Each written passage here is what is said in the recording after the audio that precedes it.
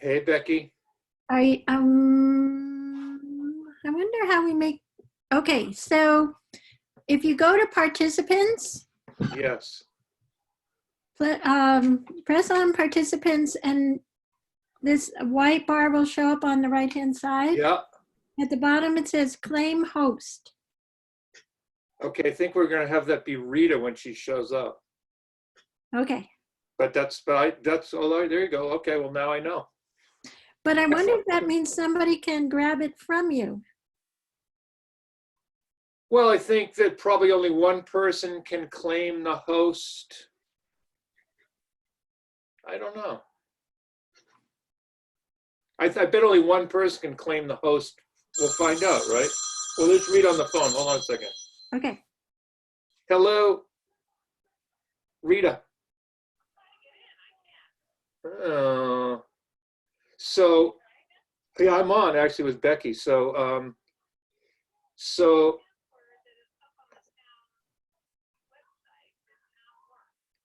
924-285. That's the password, yeah.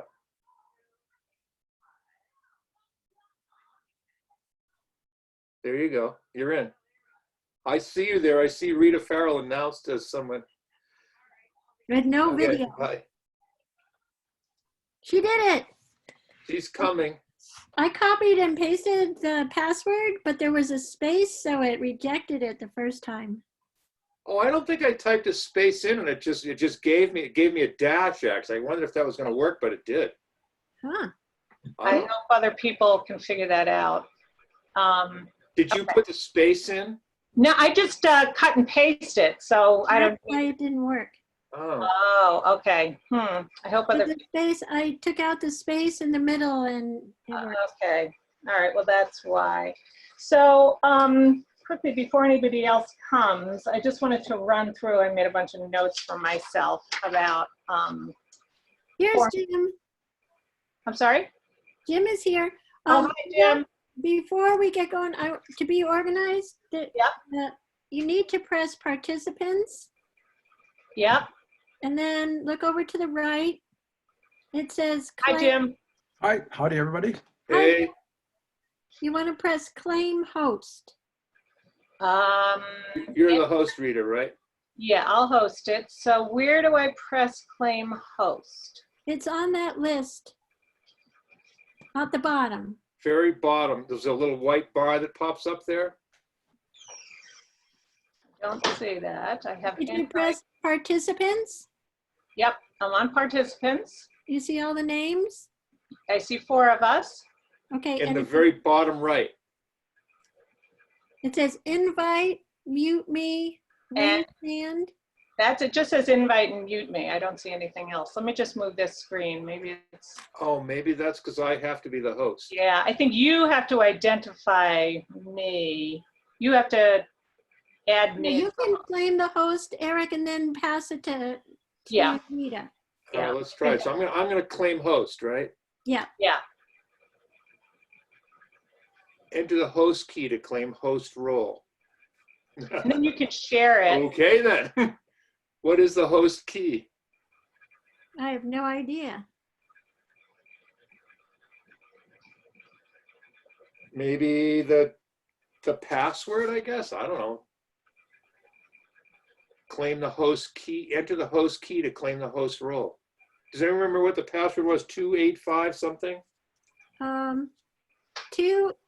Password was 924285. Okay. Let me try that and we'll see. I'm going to put that in there and see if that does anything for me.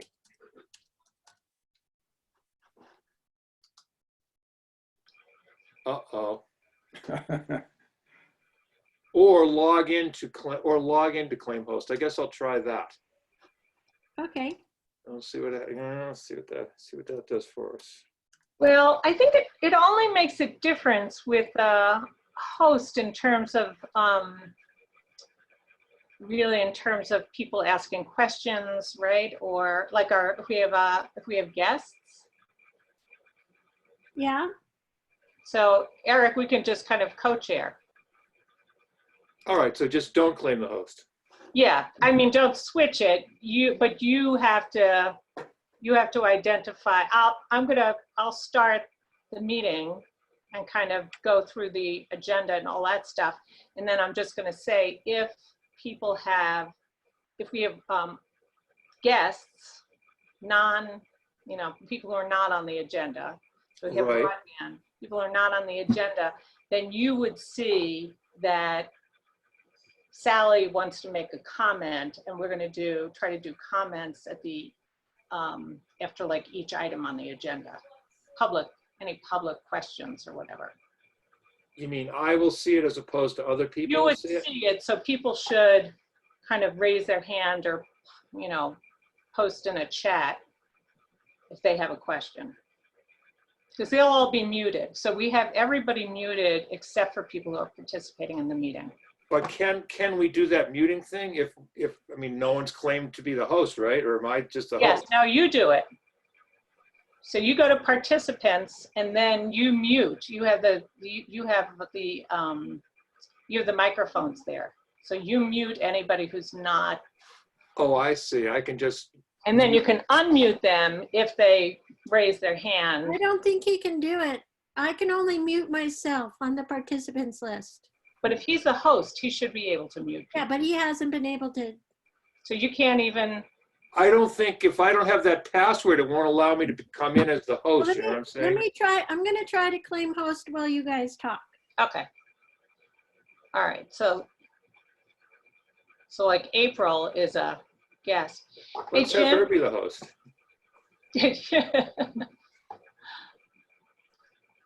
All right, what did I do? April is. Let me just see. I can't unmute her and I can't let her in. Did she? Somebody needs to. I think she can get in because she has the password. She can get in, right? Yeah. Can you unmute? Either one of you unmute her? No, Oh. she has to do it herself. Oh, Okay. Eric, it worked for me. No, it didn't. Invalid. Because it did on the There's April. On the agenda, it did say, Eric, you were the meeting host. I had that. Okay, up. but I think I have to claim that, and to claim that, I need to have a password or something, which I don't know. I have Whoever it. gave that to me. Becky just gave it to me. I could message No, it. that's not it. I just tried it. Oh, No, I've tried that one too. It's something else. I have some other password. A So- secret password. so Very who's secret. the host? Well, At this point, nobody. that's a problem. It's anarchy. Like Finally. it should be. After all these years. We've tried so hard.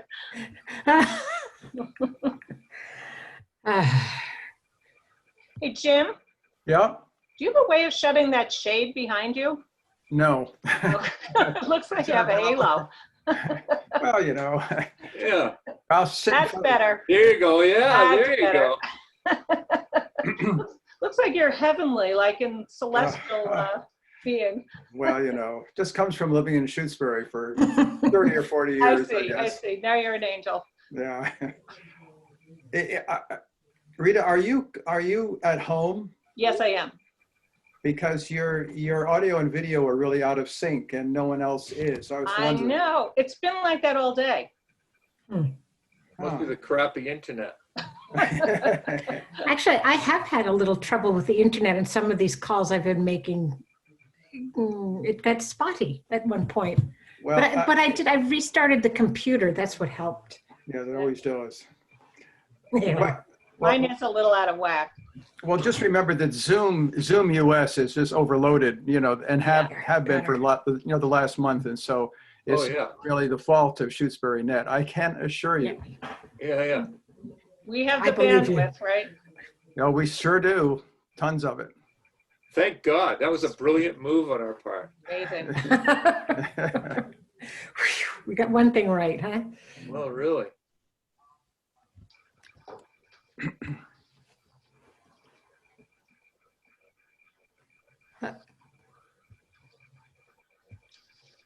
Yeah, there's nobody.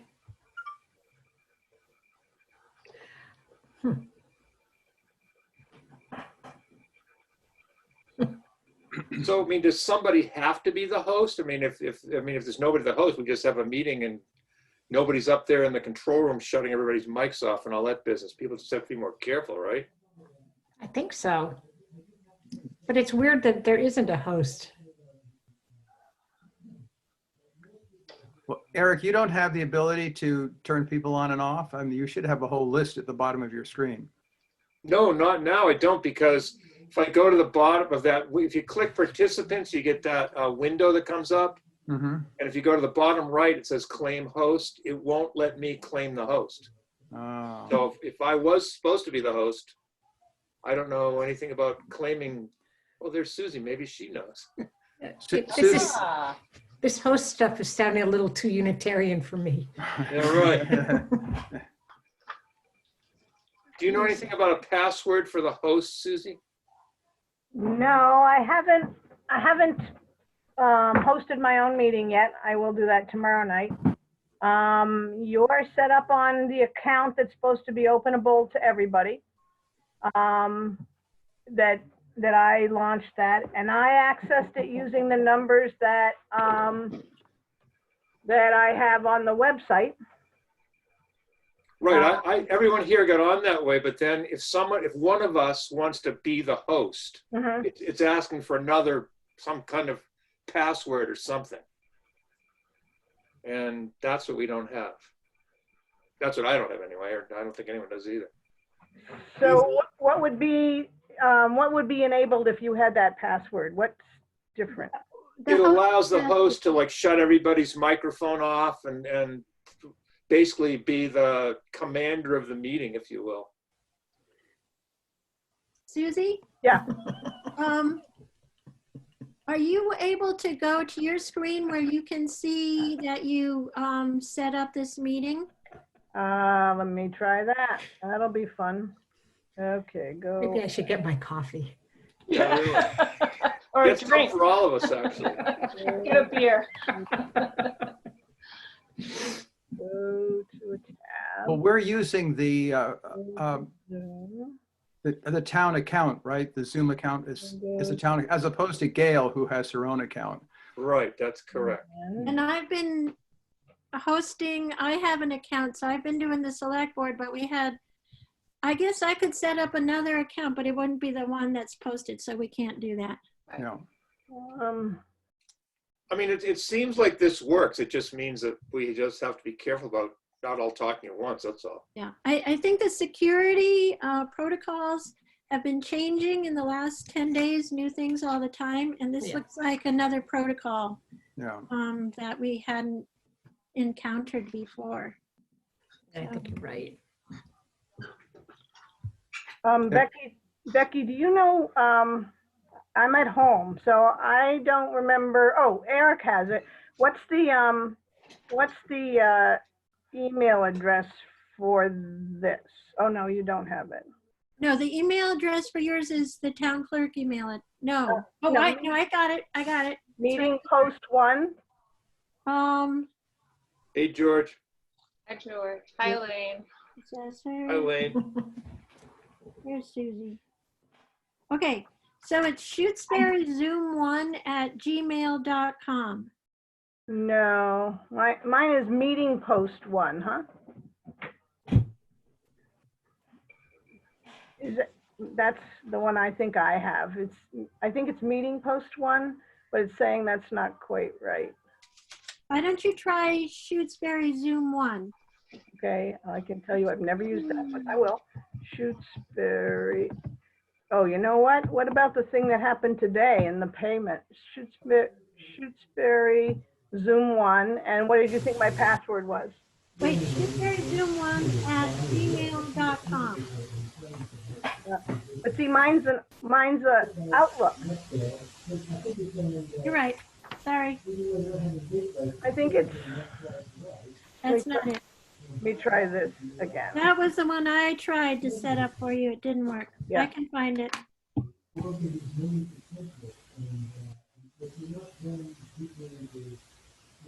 Hmm.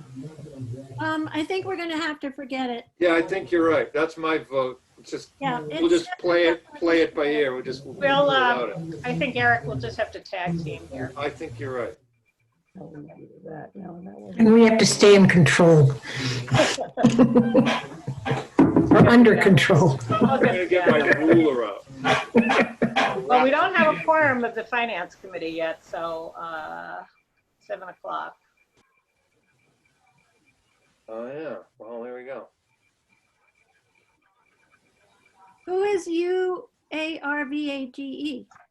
That be George. George. That's my work login. Oh, So, that's George. yeah, you don't see my picture? Oh, there's I Bob. do. There's Bob coming on. You So don't I see my think, face? You see it? so we still need, oh, no, Jim's there. Yeah, if once Bob is on, we'll have, You have 4. We have 4. One's Where's Bob? Bob's Okay. here. Okay, let's wait one more minute. It's still just 7 o'clock.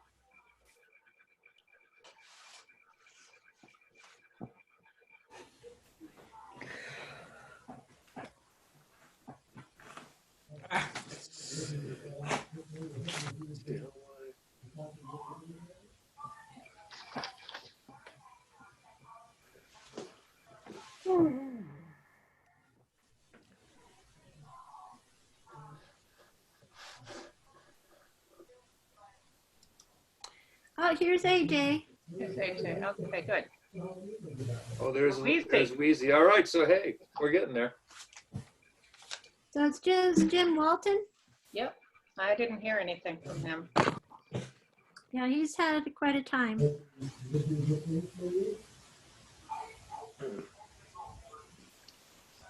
Say Jim Hemingway, I can call him because he said he wanted to do this, but he didn't know where the I'm IT was. here. He's Jim is He's here there in the upper Oh, right. He's Have him been in here the- for a while. with the light, the bright light.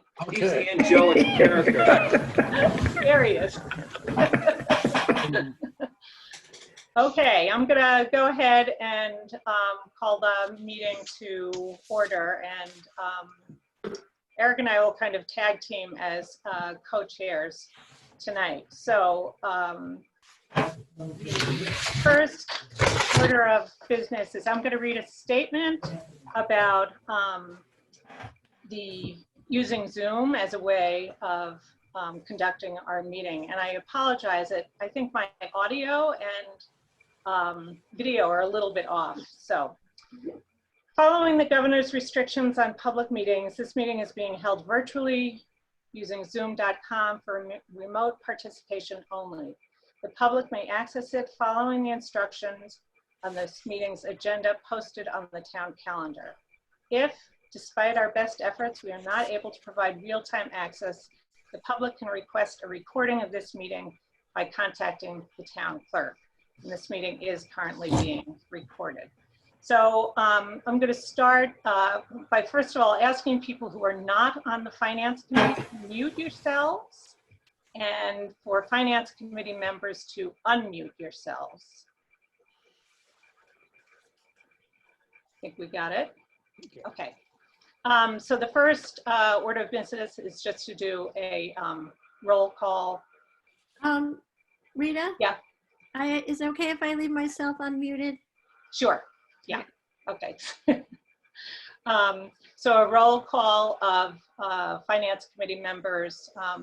Eric, we'll start with you. Eric Stalker present.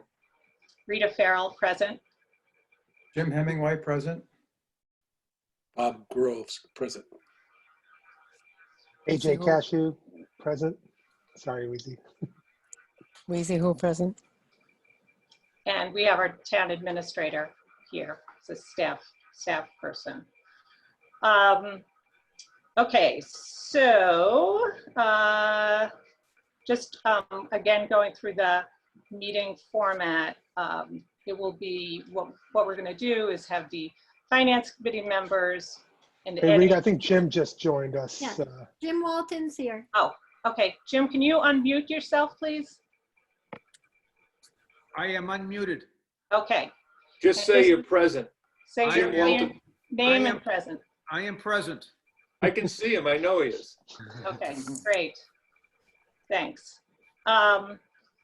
Okay, so we will leave folks who are part of the finance committee or a staff member, Becky, unmuted. And then what we'll do is we're going to go through the agenda and we'll have each item discussed. And then if there are individuals who are attending who are not members of the finance committee or not invited guests, like the broadband committee is going to be with us tonight, we ask that your questions be held until the end of that agenda item. We'll have a period when you can ask questions or make comments, but it's not going to be free form like we have a little bit more in our meetings when we're all in one room. I think I have to control this a little bit more.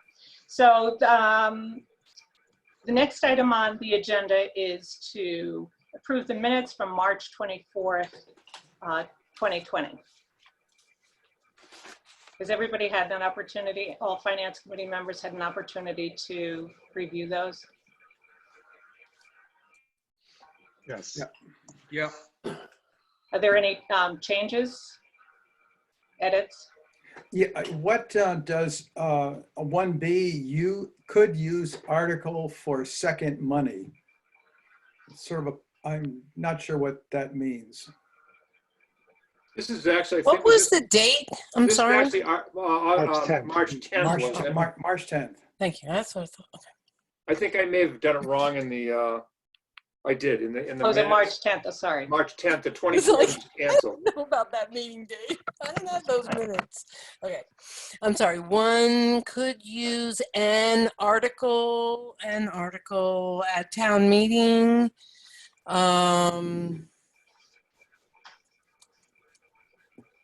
I don't know what for second money really refers to. Can you remind me? Well, I'm suspecting it's about the article for on the agenda, or potential article on the agenda of town meeting for the funding of broadband debt through free cash. I'm guessing that's what that is referring to. I don't think so. Can I say what I think what it is? May I say something? Yes, My Bob. recollection is that there's a second tranche of money that is going to be have to be financed in August. Right. And I think she's referring, or whoever wrote these minutes is referring to that. Second round of financing. Yes. That was my understanding too. Okay, thank you. So I just think that sentence should be a little clearer about what it is. Yeah. I mean, it's an article at town meeting could be used to finance the second round. Does that make more sense? Could use article for second round of financing. How about that? right. Temporary financing.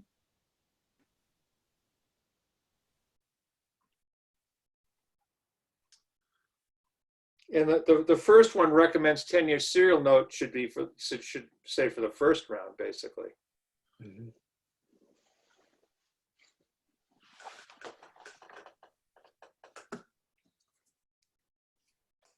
Should the first round be labeled temporary as well, Becky? No, No. Okay, No. no. just the very second round. permanent. Yeah, Okay. because it would just be, we were talking about if the grant money was not received by August and the interest rates were really low, that would potentially would try to backfill that with town funds. And then when the grant money arrived, it would go into free cash. Okay. No, I didn't get all that, but I'm sure George did, so that's good. But that wasn't what we decided actually to do. No, we No, didn't but make these are any the decision minutes. about that at all. Yeah. No. And frankly, a lot of this has changed since then, so I'm not sure this, I guess for history, we want to get these notes right, but I don't think that the grants are in fact coming in. It looks like they are, so there's going to be a lot of things that are different about this, which we can talk to quote briefly when broadband is here. Right. Okay. Any other edits? The other thing is in 6A, I guess it's number 1 there. It's it should be would yield a tax rate of $24.09, not percentage, Sorry, thank you. per thousand. Thank you.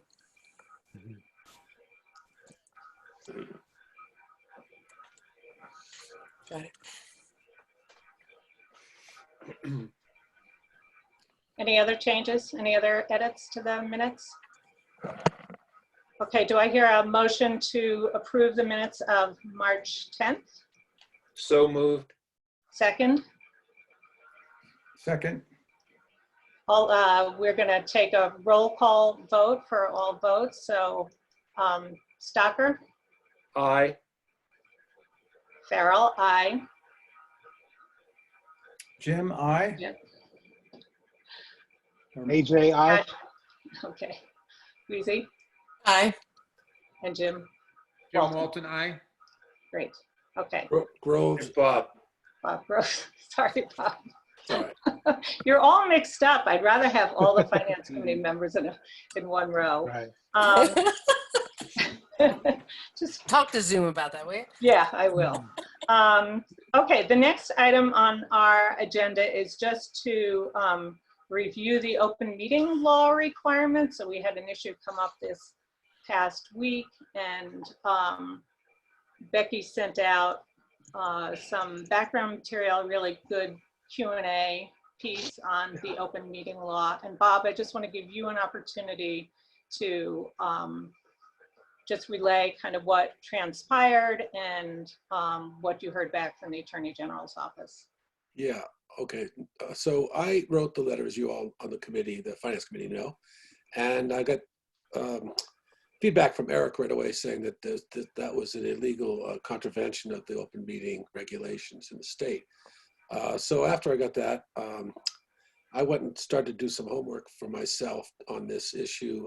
Did ask a local lawyer or two, both who had some experience in municipal law, to give me their views. I sent them a copy of my email, and one said, yeah, you're fine, and the other one said, no, you're not. So then I went and online and started to do some homework on the state's website and found this place where you can actually, there's a portal to the Attorney General's Division of Open Meeting Regulations. And I emailed and left a phone message, voicemail on the subject. And my email, I included the whole thread of correspondence led up to this. And I received an email back, which then I've now forwarded to Rita and Eric, to be safe.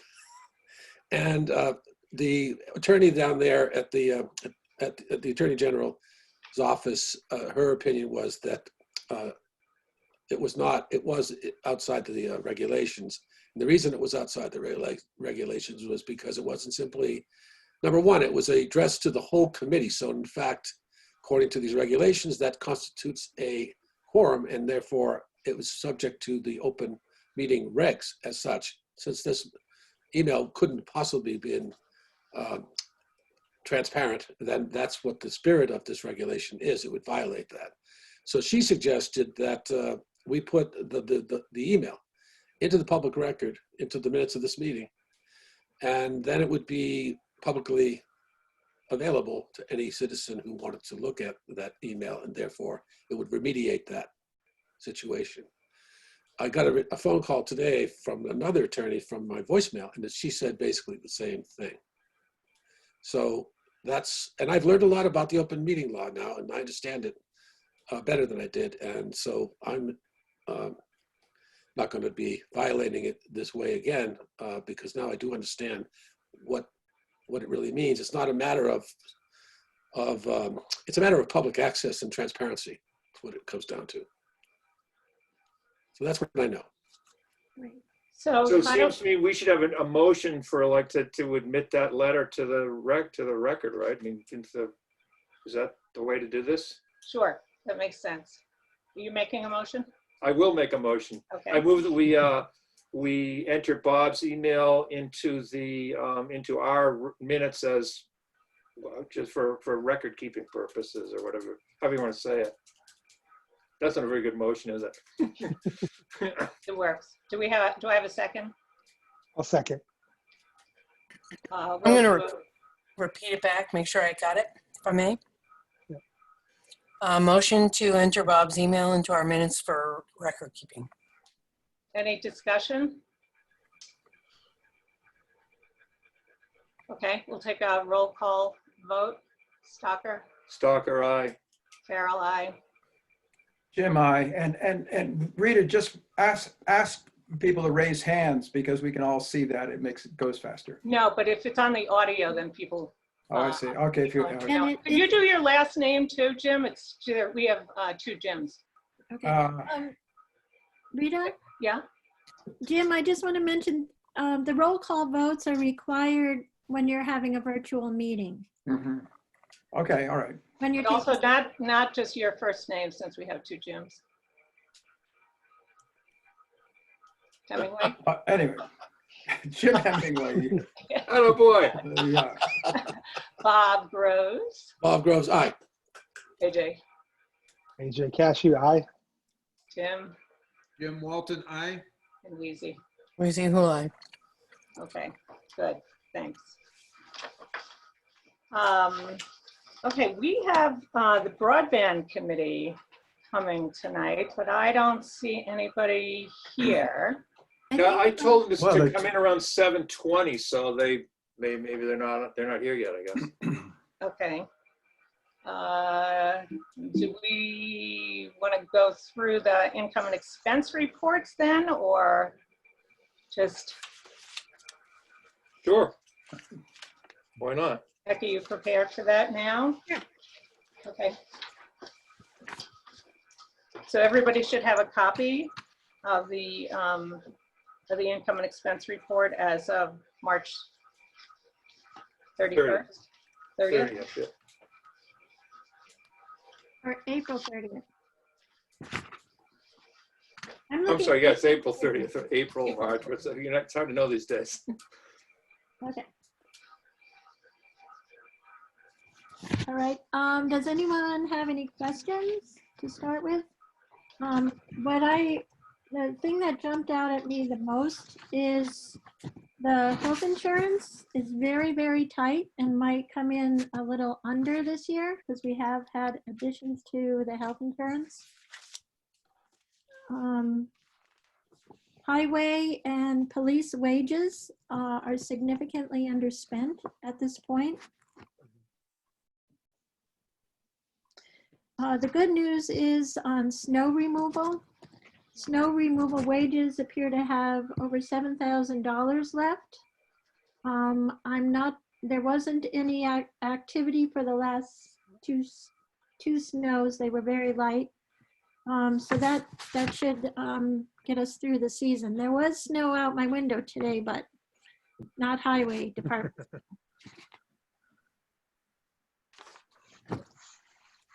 Those are the biggest issues I saw. Becky, can I ask you a question about the elementary school transportation, whether that is a cost that we're still paying and whether there'll be any adjustment to that, or what's the ins and outs of that issue for us?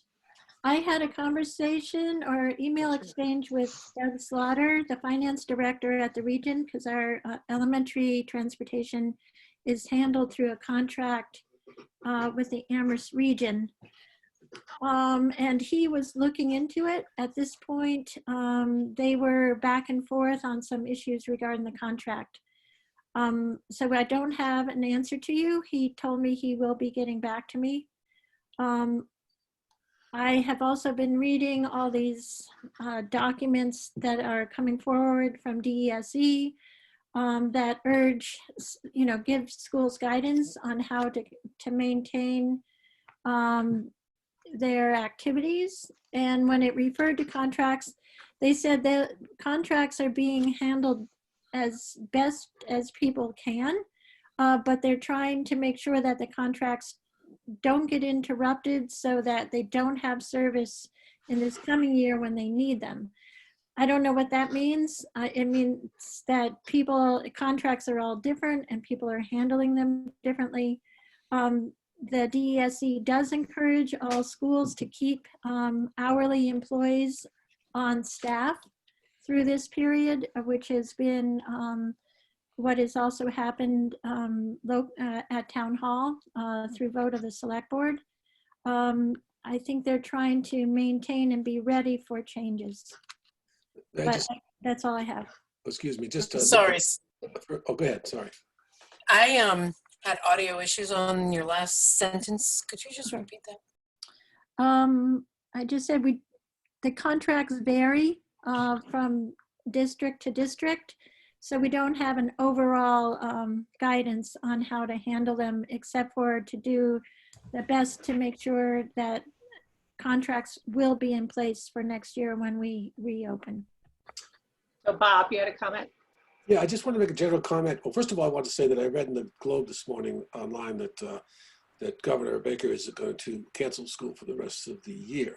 So that would include the idea that we need the bus service this year. Now, the last thing I want to see, just from my perspective as a taxpayer and a member of this committee, is that the bus company would have laid off its drivers and then we're paying them full scale for the service, which we no longer need. So I think we just have to look into this and see what the deal is with this. Maybe, Becky, you're right to talk to Mr. Slaughter or whoever it is responsible for this, managing this contract. But there is an issue there that we should look into, because because that would be a bad thing if they were laid off and then we're still paying their boss for the service. The other thing generally is that in a lot of businesses I've been reading about, this is obviously a national thing. It's affecting many businesses other than local governments and local government employees. But a friend of ours is an employee of the union employee of the Milwaukee Tribune, and they've been what they're doing is they have a union contract too, and they're getting furloughed some days without pay, and they're getting their pay, and they're getting basically they're reducing the expense of their employment, and they're still staying as paid employees and keeping their benefits and things. So I don't know what's going to happen. But I just would like for us to investigate this issue fully and explore its options. But certainly with something like where you don't have to buy food for the cafeteria, I mean, there's a savings there, I presume. So anyway, that was why I brought the bus driver one up, because I thought that was a service that is no longer going to be required for us. And so we should be looking into whether we can save some money at least. I guess the same would hold for any other contracts that the regional school has, not just the bus. Are there other contracts that are affected? Well, not all of them. All SPED contracts are to be honored by, that's part of the order from DESE. Yep. So I don't know what others fall into that category. Clearly buses have not fallen into that category. So, because they're leaving that more up to local contracts, but SPED contracts have to be paid. Okay.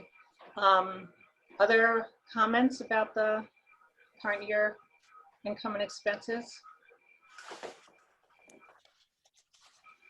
Anything else, Becky, that you want to highlight? About the current expense report? No, everything else seems to be on track. We do have those two significant departments that have issues with employing their new staff when a person is left, and the health insurance overall was, I believe, will be over budget come the end of the year. And your overall expectation about what the excess might be at the end of the year? Is it? I went through everything.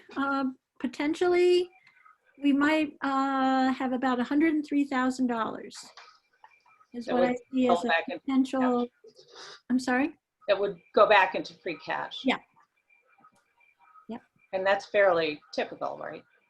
It's lower than normal. We've been tightening up the budgets for the last 3 years. So it is lower than normal. I mean, we have a new normal that we're going towards. Okay, good. Any other questions, comments? Well, we also talked about examining Fund 30, which is on page 10, and I don't know whether this is time to talk about that or not, but that would be the other thing, right? Could we hold off on that since Gail has been here for a little while? Yeah. Yeah. We can get back to that part. Okay, yeah, no, that's fine. Oh, Gail Huntress is here. Gail, hi, welcome. Can you unmute yourself, please? I am.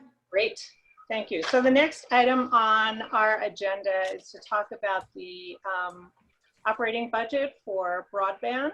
And Gail, I'm gonna hand the floor to you. I believe everybody got a copy of the operating budget.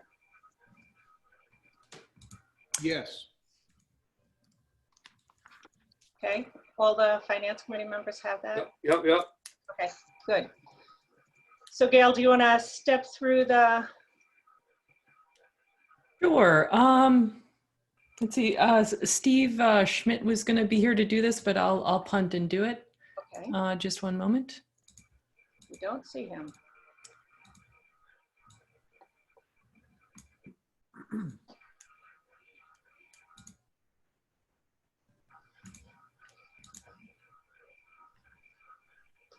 All right. So on the screen, you should see a copy of the budget that you got for our fiscal year 2021. I'll just go down the items one by one here. In a nutshell, you can see that we're in very good financial shape. We have a very conservative budget here to make sure that we don't run out of money. You'll see that we have a pretty large budget for routine network maintenance. We've talked about this number quite a bit in the past with you about the reason it's so large is because there aren't enough networks out there operating the same way to know what that's going to be. So we're basing our number on Leverett. We can adjust it in years going forward if it needs to be more or less. But that's our projected annual maintenance. We have a set cost of a truck retainer fee so that there is always a truck available for Shutesbury. No matter what happens, if there's a big weather event, we have a dedicated truck just for our town. We have put in a small budget item here for new installations. We have had a kind of a trickle of new installation requests coming in from people who didn't make the original sign-up period. So we are offering a $300 offset, but anyone who is getting a new installation has to pay at least $200 to make it fair to everyone who did sign up during our sign-up period. So as you can see, that will allow for about subsidies for about 10 installations a year. I expect we won't have more than 6. Insurance, there's a set cost there. Oh, somebody's phone.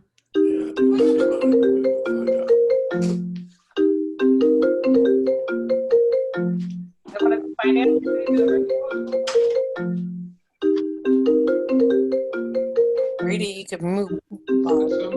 Somebody go on mute. Yeah. There you go. There we go. Yeah, some general admin and accounting fees here. We have a fixed cost of Lifeline administration. So this is a charge that we pay so that our services can be part of Lifeline. That's a federal program for reducing costs for telecommunications for homes and families in need. So this takes care of the costs for them to apply for that funding and be approved. And this will be offset in a couple of years by the additional funding we'll be getting as part of the CAF2 funding that Westfield Gas and Electric won on our behalf. Auditor and legal for kind of general admin are the next 2 lines. Backhaul, this is another fixed expense. So this is our connection and our data to the wider internet. It pays for a 10 gigabit main connection and a backup redundant connection so that we are very protected. If one of those connections go down, the whole town won't go dark. We will stay up. Bond fees, so that is something we pay to the utilities. It is a requirement of our license agreement in order to keep our fiber up on their utility poles, so National Grid and Verizon. and a small amount for Eversource too. Pole rental also paid to the utilities. This is an annual rental fee per pole for all of the poles, about 1,500 of them, on which we have our fiber hung. Essential support. So this is part of our annual maintenance contract with Calix. That's the manufacturer of all of our hut equipment.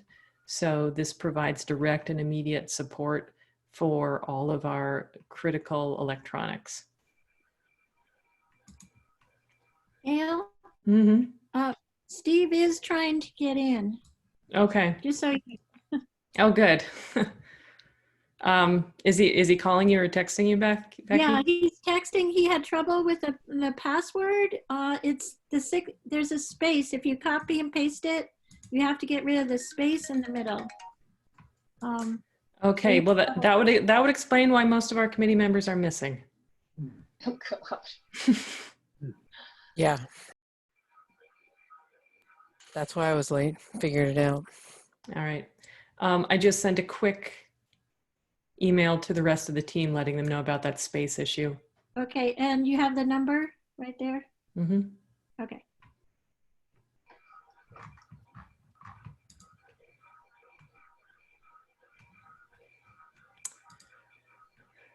All right. So hut utilities. So this is the electricity, generator maintenance, and HVAC maintenance, and our security monitoring, basically all the expenses we need to run that little building in the back of the town hall that houses all of our electronics. And you'll also see the cost in here for electronic depreciation. So this is to replace our electronics in 7 to 10 years. They probably have an even longer lifespan of that, but we don't know what technology is doing. So we're planning on replacing everything sometime within that time span. This does include replacements for all of the routers and ONTs. So that's the equipment in your home. So if we see any major developments come out for residential broadband, we can be prepared to basically give everyone in town a free upgrade when the time comes. And finally here, you'll see a debt service line. So we know partly what this number is now because Ryan went out to bond for most of the money for the construction debt.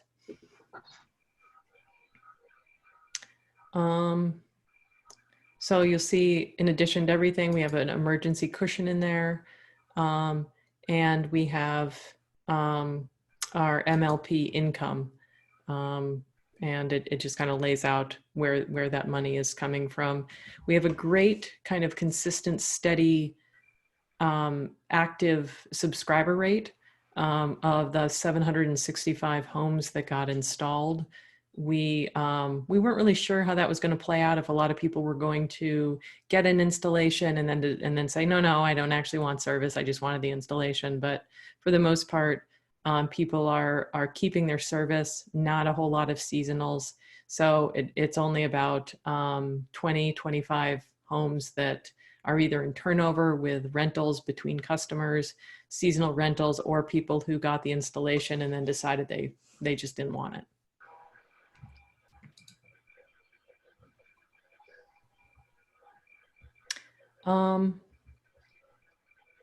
So that is our budget. Can I take questions? Yeah, so questions from the finance committee members. Just if you have a question, I can't see everybody right now. I'd like to ask So I just ask that you identify yourself and then ask Gail the question, please. Groves would like to ask Gail a question. Looking at your document, and I see the debt service number. Does that include an anticipated cost of the next tranche of borrowing? Or is that just for what's been borrowed so far? I believe, hold on one second. Sorry, I wasn't, Steve was all prepared to talk about this. Trying to remember here. Gail, I think it includes the, It includes both. Yeah. well, it includes the 105, which is the new borrowing.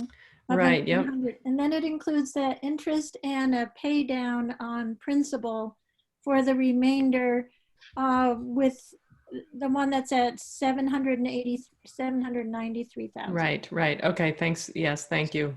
So, may I ask just another clarifying question? I'll ask Becky, I guess, now. I'm just curious about whether or not this includes financing on the entire remaining cost, or that minus the state promise. This includes what has been promised by the state. So if the state comes through, it's about $500,000. That we would Just owe. presuming we get the money from the state. Yes. All signs point to the fact that we will be getting the money from the state, and it's likely that we will get it as part of this fiscal year. So you can reduce this 793,000 by about 500,000, which would be the remaining debt. Yeah, the money is coming. The grant money from the state is coming from three different plans or sources. I have a list of those monies if anyone's interested. We'll probably get 2 out of the 3 by the time we have to deal with the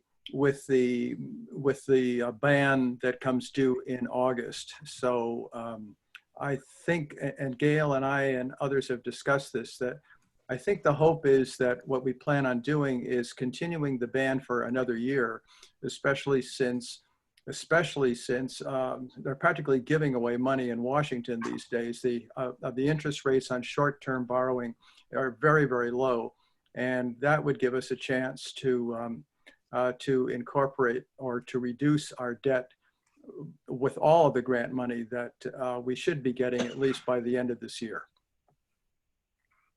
Yep. Here, I'll just, I did a quick copy paste here of the remaining grant funds that we're going to be getting.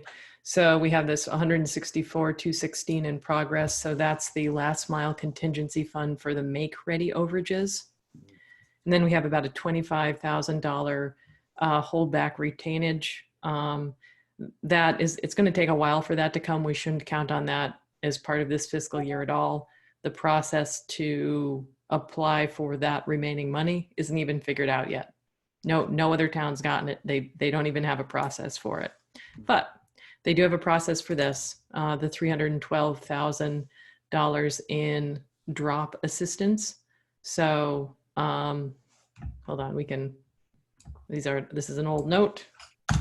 As of last week, we do have a process to move forward. The select board signed the paperwork. And I actually just got the amendment for that today, which I'll be sending to the select board. So the state is really moving on this fast. Can I ask what email this document came in? I'm trying to find it. I don't know. It didn't come from me. Becky sent out, there were 2 emails that, This afternoon. and Yeah, I'm not seeing it in the. On the 6th, it was in one of those emails within the yeah, on the last day or two. 16th, on April 16th from Oh, Becky. April 16th, thank you. Yeah. It should have come out today too, I believe. Yeah, Oh, I yeah, got it today. yeah. Actually, there's one that came out at 12:41 today.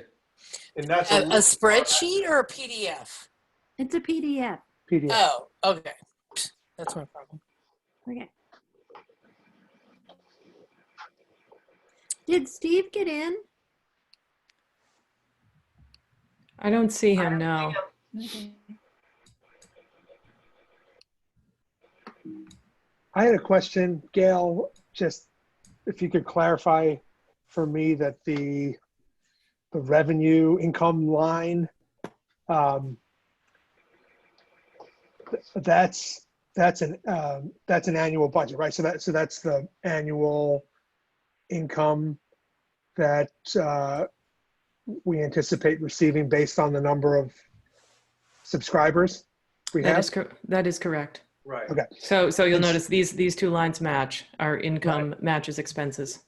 Right. And so I'm sure there's like an obvious answer to this that I'm just missing, but the MLP fee, basic fee, which is $52 a month, I assume that's a component of what every household is paying, right? I think I pay like $89, I think, because I have the phone too. So the other sort of portion of our monthly payment is not an MLP fee, but is some other component of our payment. That is correct. So $52 of your monthly payments are going to the MLP to pay for basic operations. On top Okay. of that, there is about a $23 fee that is going directly to Crocker. Okay. So And that's so why. yeah. So Okay. that's paying for things like the tech support and them monitoring the network 24/7 and a whole host of other operations duties that. Right. So the Crocker's fee is not is not a separate expense. It's not part of the routine network maintenance or any other line on this expense budget. Correct? That is correct. Okay. That Got it. it's subscriber fees. Got it. Thank you. Gail, Mm-hmm. I just want to go back to the debt issue. Sure.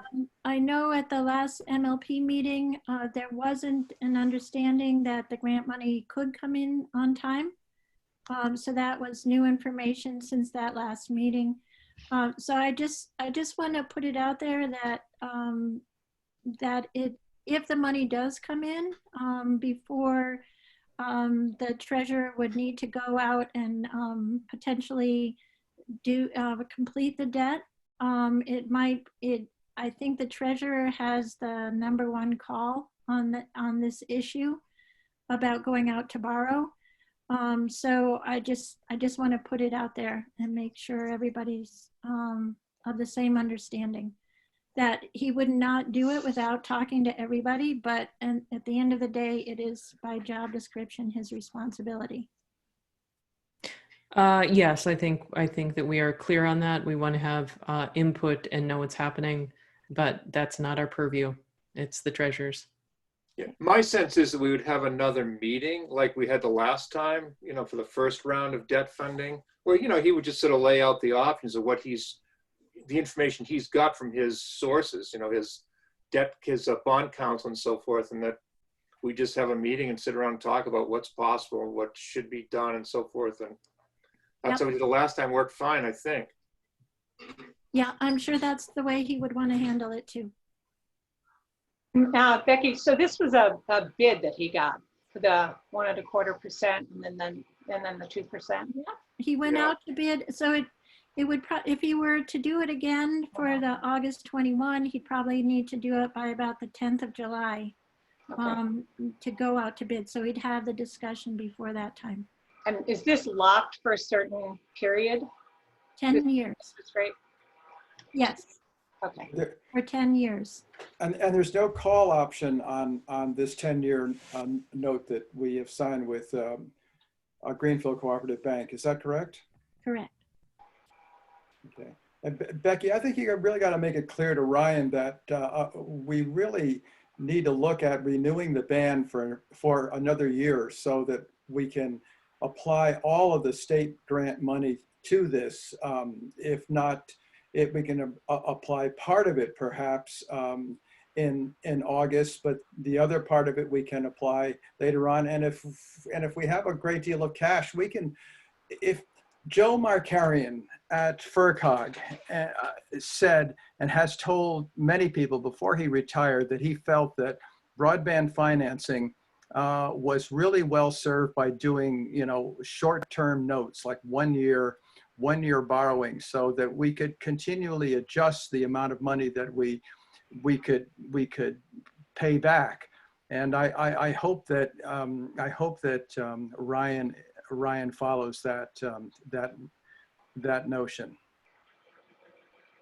Can I just suggest we have this discussion when we're actually borrowing money, we actually know what we have in our hand and so forth? Because I think the decision to move forward on the first one has really given us kind of a lot of comfort. I mean, that's solid numbers now and very good interest rates. So we'll see what happens next.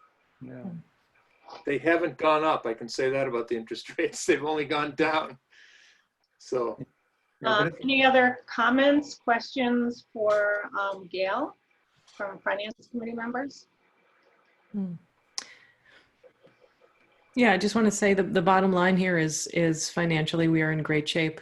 We are cash positive and we're only 4 months into regular operations. The last home was installed right at the end of December. So yeah, I think I can speak for the whole broadband committee that we're really pleased with the way that this worked out. And we got these really great rates on the first tranche of the borrowed money. So yeah, thanks for all your support through this whole process. I'd say thank you. it's Yeah, good. we wouldn't be here but for but for the broadband committee. So I'm just going to open it up for a few questions from non-finance committee members, assuming nobody else on the finance committee has any questions. Yeah, could you maybe minimize your screen? I mean, stop screen sharing so we can kind of get back to our gallery view. Absolutely. Okay, so George, if I can't see you, I won't know that you have a question unless you. I just want to ask if there was financial statements for the light department for the expenses so far this year, the revenue schedules and the expense schedules. Has the finance committee seen that information? Is that available? Yeah, we have not distributed it. We certainly can. Just so everybody knows, something that we've done is kind of try to do a transition in leadership because I need to get back to my career and less broadband as much fun as it is. So Steve Schmidt has taken over a lot of the financial part of it. And so we could provide that by request. Correct, Becky? Yeah. Yeah. I just wanted to mention that the financials of MLP they're kind of split in a couple pieces this year because the $105,000 that we passed back in 2017 was helping with expenses to get things off the ground before revenue started coming in. So there's a split of where the expenses are, but Gail Weiss has been watching them all. We're transitioning into the enterprise fund as the main record of it, everything. And I think Gail has been running a balance, an expense report of her own throughout that combines this year's and reconciling back to the town accounts. Is that right, Gail? Yeah, we have everything going back 4 years to the beginning of the construction of all of the expenses and then currently moving from construction to an operations model. But it's all tracked if any of you want to see it. Okay, any other questions while we have Gail here? Mike Vinsky, I have a question. Mike, go for it. From listening to the discussion, I'm having the feeling that the financing for the major portion of the debt for broadband has already taken place. Is that correct in my thinking, or is there still opportunity to do different financing than what I've heard discussed tonight? Mike, I would say you're correct. The grant monies are larger than first anticipated, so the balance of the overall debt is coming in smaller. Well, I understand that, but my take on this is that we had a large expense for the installation of broadband, about $1.6 million, and that we get a larger portion of grant money. That's good. That still leaves probably over $1 million worth of financing that we're looking at. And that Is that still correct? The first tranche that has been referred to tonight ended up being for $883,000. I don't have the figure in front of me, but Yeah, it's Yeah. 883,333. Lots of threes in there. yeah, So And that's that was built into your budget, Gail, right? That it was always expected that there would be debt service. Oh God, yeah, Yeah. yeah. We had to. We knew that the construction was going to cause us to have to go into debt for that. Yeah, I don't think that's a question in anyone's mind that we're going to have to go into debt. The question is how we're paying for it. And it's looking like, I had a citizen petition last year at town meeting that we were going to attempt to use some free cash or stabilization funds to pay this down. And at that time, I was told that was too early in the discussion to consider that, and it was bypassed. Now I have that same petition on the warrant for this meeting, and it appears that decisions have been made and that the ability to do that, to use free cash or stabilization funds, is no longer available. Is that correct? Well, Mike, there still is the $793,000 that is not borrowed yet and of leftover expenses. So that's the second tranche of money. So there's no, I would say, lack of money that the broadband project still needs to pay off that construction debt. The difference is that there's an additional about $500,000 in state aid and state grants that's coming forward to help pay that off. So if that comes forward in a timely manner and everything, then you're looking at about $293,000 that's left to be financed then, right? Correct. 291, 284 to be precise.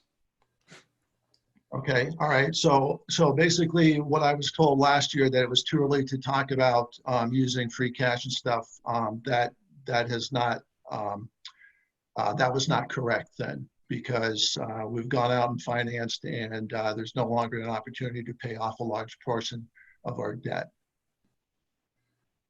Yes, that's correct.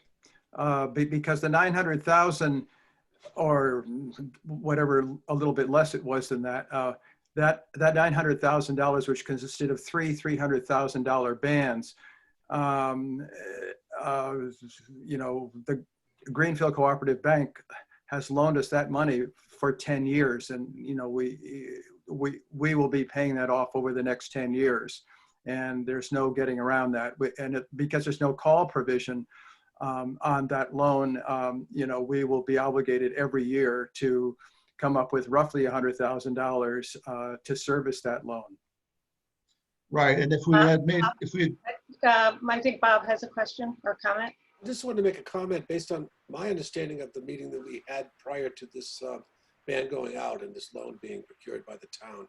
And that was that we didn't know the total number of dollars that would be left to pay in the second tranche at that time. That was a couple of months ago. So we knew that it was likely to be a substantial amount of money, and that we also knew, and we discussed the fact that there was an article in our town meeting warrants that would address putting reserves towards some of the costs of constructing this system. And so just to try to clarify it for Mike, my understanding as a member of the Finance Committee at that meeting when we discussed this, would there be a chance for your effort to go forward? Now, if more state money came in than we anticipated, all for the better. We'd use less reserves or borrow less in any case. But there is going to be money there will be a balance that will have to be either A, financed, or B, if your petition succeeds, it will be paid for by reserves. We won't know that until the money is collected from the state. So that is why I and others, I think Jim Hemingway, if I may speak for him, would like to see the town go out on the next round and borrow short term so that we can resolve this issue by getting exact numbers before we commit to another 10-year loan for maybe what might be more money than we need. Well, Bob, having heard what you said there, then my other concern is what Becky said about the treasurer's job description, saying that he basically can go out and, or he is, his job description says that he can go out and make these agreements, take out these loans as he sees fit. And I'm a little concerned about that the Finance Committee isn't going to have an opportunity to talk about different options, whether going We for will have an short-term. opportunity to talk with him. We can't tell him what to do. He makes a decision. What, We can talk with him, which we did before. And I think the purpose of tonight's meeting is to take a look at this budget, and we just talked about we're talking about the financing at another meeting as things get closer. So anything new anybody else wants to add? Finance committee or non-finance committee attendees? Becky, do we need to vote on this budget tonight to make a recommendation? It'd probably be a good idea. It is our first enterprise fund. I think you voted last time. Okay. Okay, so do I hear a motion regarding the MLP enterprise operating budget? To approve it, so moved. Second? I second. Jim Walton. Any further discussion? So I'm sorry, my audio went out again. Husband must be watching a video. We are voting to approve the enterprise budget. That's correct. Correct. And Eric made the motion and Jim Walton second. Any further discussion? Okay, we'll take a roll call vote. Stocker? Stalker, aye. Farrell, aye. Let's see here. Rose? Groves, aye. Cashew? Aye. Walton? Walton, aye. Poole? Aye. Hemingway? Aye. Jim Hemingway, Okay. aye. Motion passes unanimously. I'm sorry, this will be the MLP enterprise budget? Yes. Thank you. Do Operating. I need to spell that out? We all know yeah. what that is. Okay. George. Okay, anything else for us, Gail, for tonight? Gail, can I just say I cannot express how grateful I am that this project was completed months ago before. I mean, it's really kind of unimaginable what Where this, we'd be. where we'd be. I've got 3 kids who are in school doing remote learning, and it's inconceivable how we'd be able to accomplish much of anything without this. So I'm even more grateful now than I have been last year. So thank you for all your hard work and the other members of the committee that are on this meeting. Thank you. I will pass it on to everyone. And yeah, we never had a global pandemic in mind. We knew this was an essential service. We didn't realize how essential until basically the last installation was done at the end of December, and the first reports of COVID from China started rolling in about 3 days later, right? We lucked out on the timing. So yeah, good job all of us for pulling this off. Yay. Yes. And we'll have, Yay. we can all get together, we'll have that party, okay? At an appropriate distance, wearing masks. It'll be fine. Feet away, in a big parking lot. Yeah. Okay. All right. All right. Thanks, everyone. Thank you. And yeah, sorry the rest of my committee didn't make it due to technical issues. And I'm sure we'll be talking soon. Thanks. Thanks again. Okay. Yeah. Bye. Take care. Bye. Thank you. Okay, so the next item on the agenda is to review the effect of COVID-19 on our budget and what we're hearing from the state. And Becky, I'm gonna turn it over to you. Okay. I participated in a virtual meeting or a workshop with financial forecasters regarding the state projected economic situation for for FY21, mostly. There was some reference to FY20. There is optimism for FY20 to some extent because the state has 3.6 million in rainy day funds, which is 2 billion, sorry, $3.6 billion. Billion with a B. And it's at least, it's a lot more than they normally have. So they were getting very good financial reports. I looked at the March financial statements for the state, which were an uptick over what was projected. So coming into this, they're in better financial shape than in other years. What's going to happen is very difficult to say. The state has spent extraordinary amounts of money trying to collect PPEs. We don't know what the outcome of all these overruns in the medical situation, as well as all the unemployment benefits and everything else that the state is working to help support what the federal level is doing. So we're still learning. I've got, I'm reaching out to legislators where they have weekly information.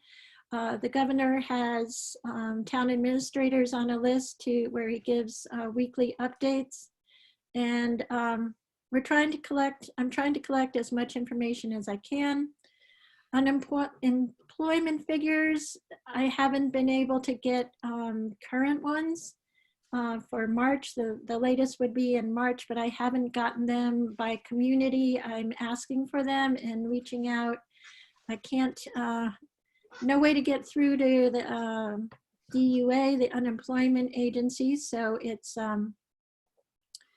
a trick there. Our average unemployment is in Shutesbury is normally about 2.5 to 2 point, last year was 2.2%, which was 25 people.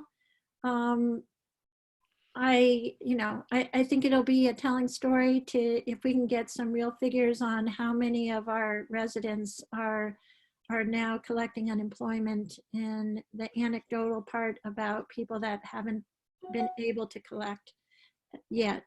So I'm working on collecting that information. As far as out-of-pocket costs, the town really has not, we don't have a hospital in town. We've been getting some supplies from the National Guard. A delivery was made yesterday of gowns and masks. But we have not been putting out a lot of money outside of wipes and sanitizer. I've been working with the recycling committee to make sure they have what they need for the bag distribution starting on the 1st of June. But again, it's minimal amount of money. We placed one big order back before the election. We placed a second order, which never came. Thanks to Chris O'Neill, we have ample supplies of paper goods in town hall, which I'm sharing with other departments. We've had other, highway and fire. So I think, but as far as real expenses, we have not yet started to see them. I'm tracking the small ones. We are following the policy set by the select board of everyone is staying on payroll. Those few people we have two people who had part-time work that they couldn't continue, and they are being paid for 6 and 15 hours a week. Other than that, everyone is doing their jobs. Town hall has, people are not all coming in. We have 3 people working from home and other people coming intermittently to town hall, and I am normally here every day. So that's my report. So that's for the current, looking at the current fiscal year. Current fiscal year. prospectively for next year, is there any intelligence, dare I say, on what might be happening with state aid, or do you want to wait and? State aid, they're projecting about, they said a 14 to 16, say a 15% decrease in the state budget.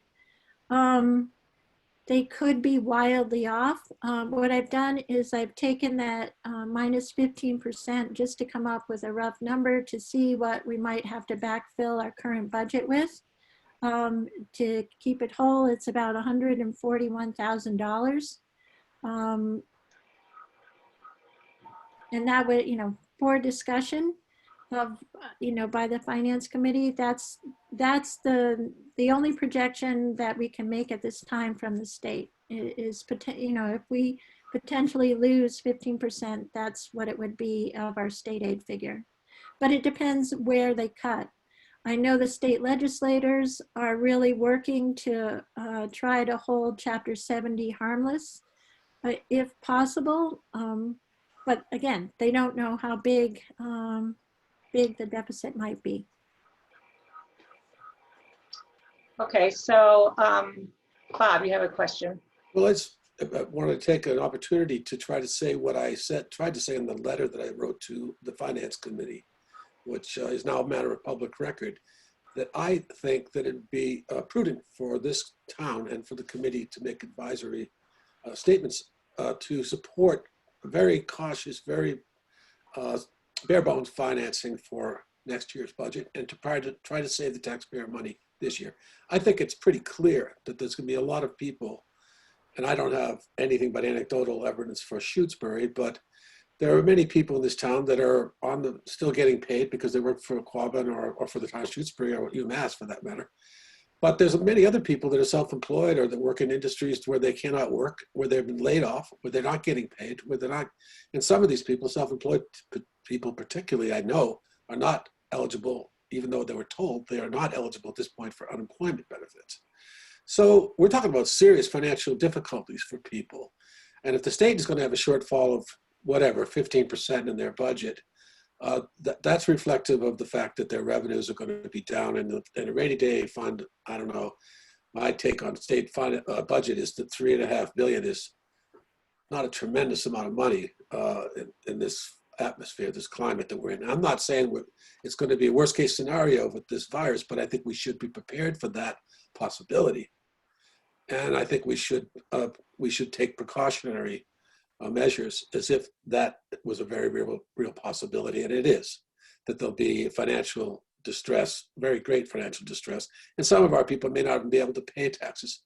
I think we should try to form a budget which would reduce taxes in this town, and there's a lot of different ways that could be approached, and I'm certainly willing to talk about that with the rest of the committee. I've got some ideas of my own, but I think that we're not alone in this. There's communities all over the Commonwealth, all over the country for that matter, that are dealing with the same situation and trying to sort this out in a responsible way that reflects current reality. And so we're not like the U.S. federal government. We can't print the money here. So we have to deal with reality as it comes our way. So I would like to see the Finance Committee engage with this issue in a way that really directly goes at the budget in a way that would reduce the taxes for the next fiscal year. Other Finance Committee member, Becky? I just wanted to add one thing about what I've heard. I had an odd comment in an email from our new finance director, Doug Slaughter, and then Regional School Finance Director. The School of Finance. So I'm not sure. I'm not sure if the regional budget will be reviewed again or not. So that's one thing that we would really need information on before making any other changes to the budget, bigger changes to the budget. I mean, that's a big piece that I don't know, but it sounded like they were reviewing things, and we should be keeping an eye on that and talking with them more. Yeah, and there was a quote by the town manager, Paul Bockelman, talking about cutting budgets there in Amherst because their whole economy's kind of collapsed. Yeah, my sense is from a conversation with Andy Steinberg from the Amherst Finance Committee that they may very well be wanting to review the regional budget with a look to cutting it, I would assume, right? And if that were to happen, presumably we'd have if the budget was cut, our budget would be cut also, I would assume. Yeah, which would further reduce our budget. Right. Exactly. What do we have? Finance, I'm just, Georgia, I want to give the Finance Committee members an opportunity first. Comments from other Finance Committee members? Raise your hand.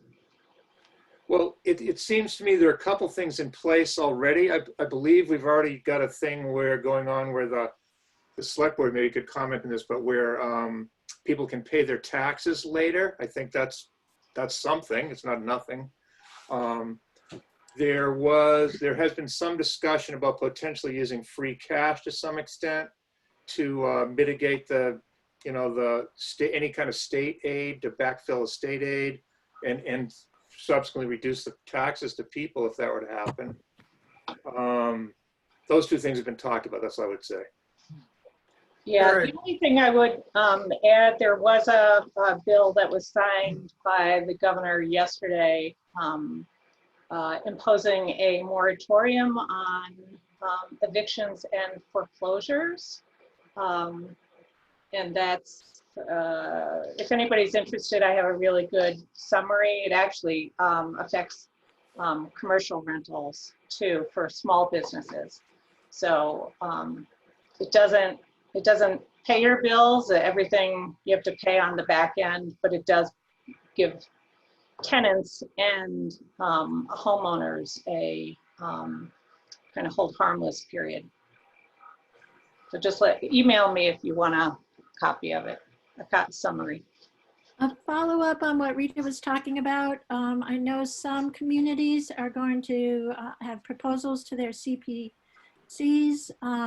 to talk about rent assistance for residents that would qualify. It's a little bit complicated, but again, it's another potential path of assistance that could be given to residents.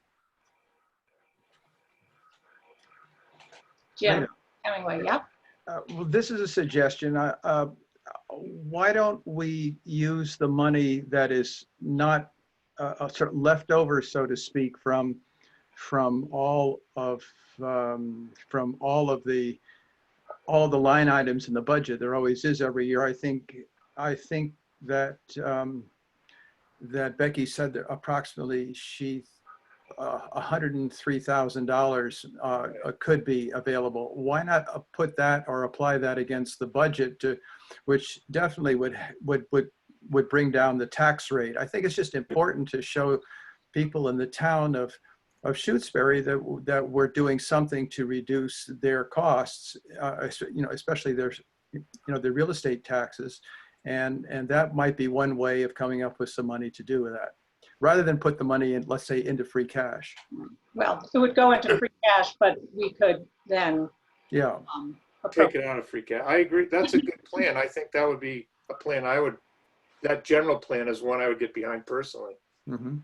But we really would have, if we wanted to do that, if we're losing about $140,000, let's say we're losing $140,000 possibly in state aid, we'd have to make up that 140 and then over and above that, add another 100.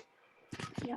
Yeah. Well, and $100,000 on the in the budget, George, translates into how much of a reduction in the tax rate? About $115 on the average tax bill. 45 cents per thousand. Right. How much? 45 cents per thousand now. 100 grand. But when we talk about So it's 90 on the tax rate now. okay.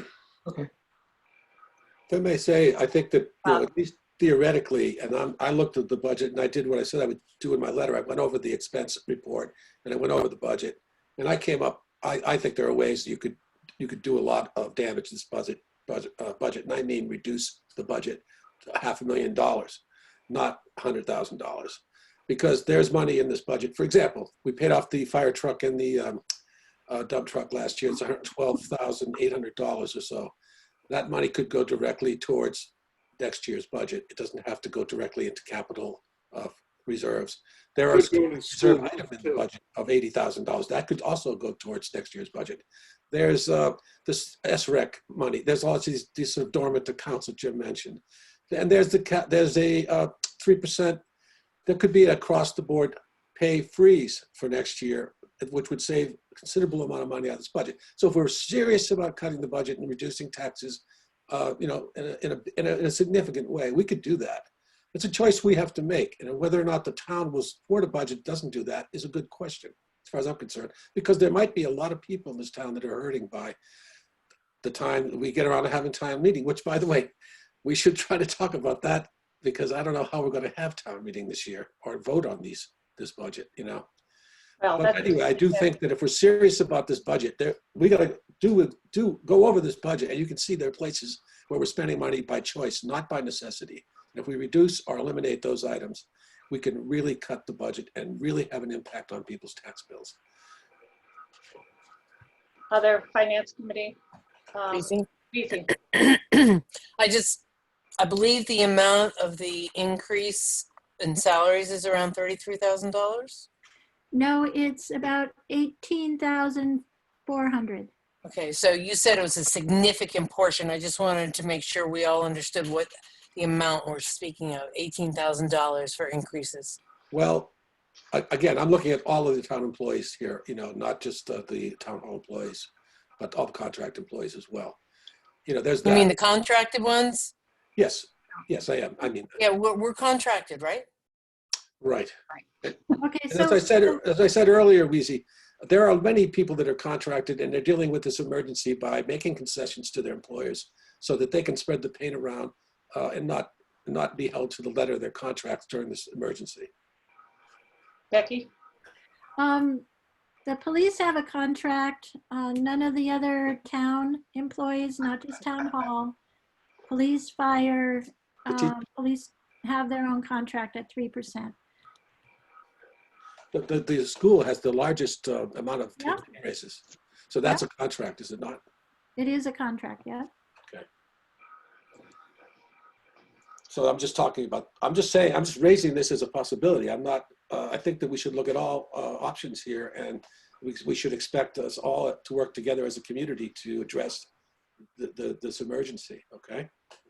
I think we need, No, Yeah. I think Bob's point is well taken, but I also, my personal feeling is we don't know the answer to these questions yet. We don't know that the federal government isn't going to backfill the state government budgets and the state budget. You know, we don't know.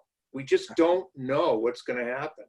I don't think we have to panic and start cutting budgets left and right. I mean, I don't believe that. I don't think that's true.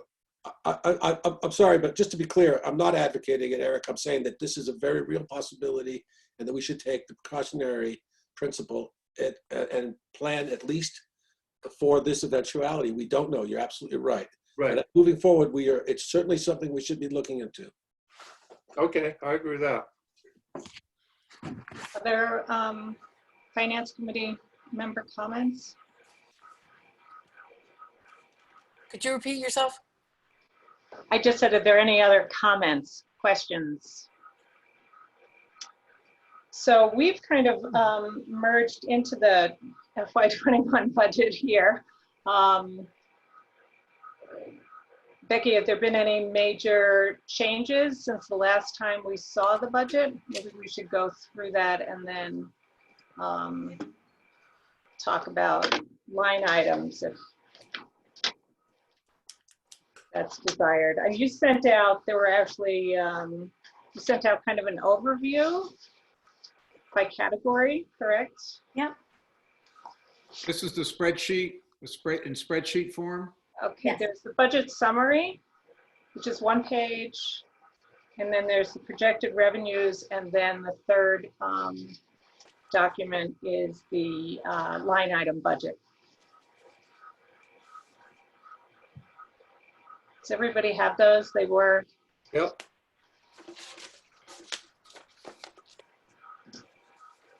Do I need to try to pull them up and? Yes, oh boy. I was afraid you were gonna shake your head. Let's see.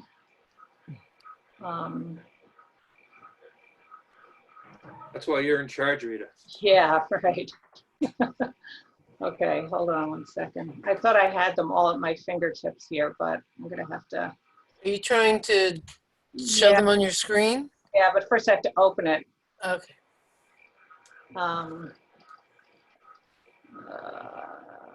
Doesn't everybody have it? George doesn't. Oh, George does it? Sorry. Want me to forward George in my email? Couldn't you, what date did that email arrive, do you know? Yeah, it It was was included in today's. Today. Today's Today. I should have Easy, it. that'd be fine. the first packet. Okay. No, that would be great. I'll take that.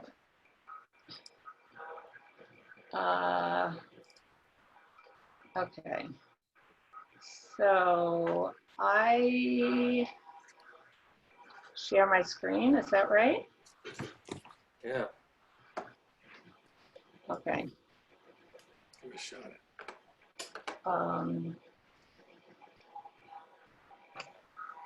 Am I sharing here? This is something I have not done before, so. Yeah, pardon. you want to pick the screen it's on. Or desktop and then Yeah, just good. show it on your desk. Just have it be full screen. Okay, say that again. I can do it if you want. All right, if you can do it fast. Well, yeah, I just have to. I'm running 2 different computers right now. I have to get on the meeting.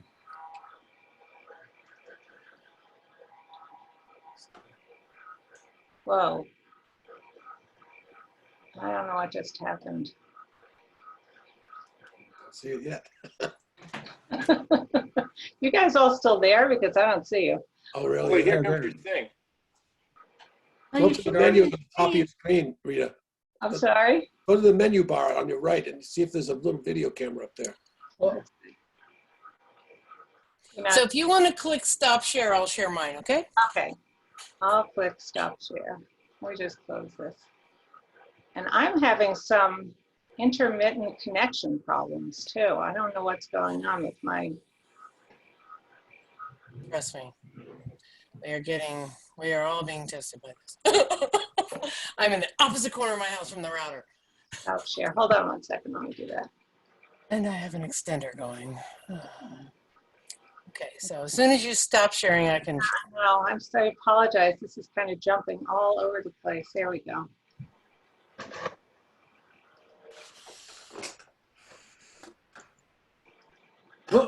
There we go. Okay, whoops. Okay, let me just.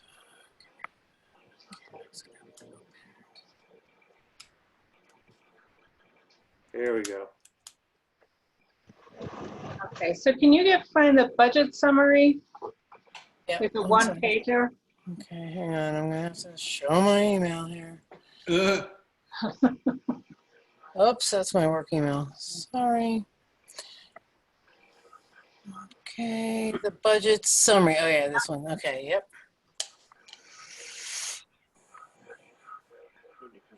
Yep. Where'd you go? Come on.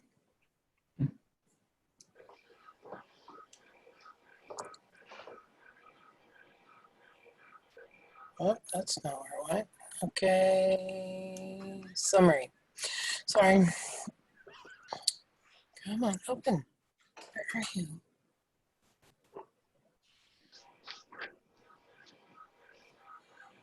Okay, what's going on here? Hold on. Okay, that's not it. Sorry, I'm gonna just pause for a minute.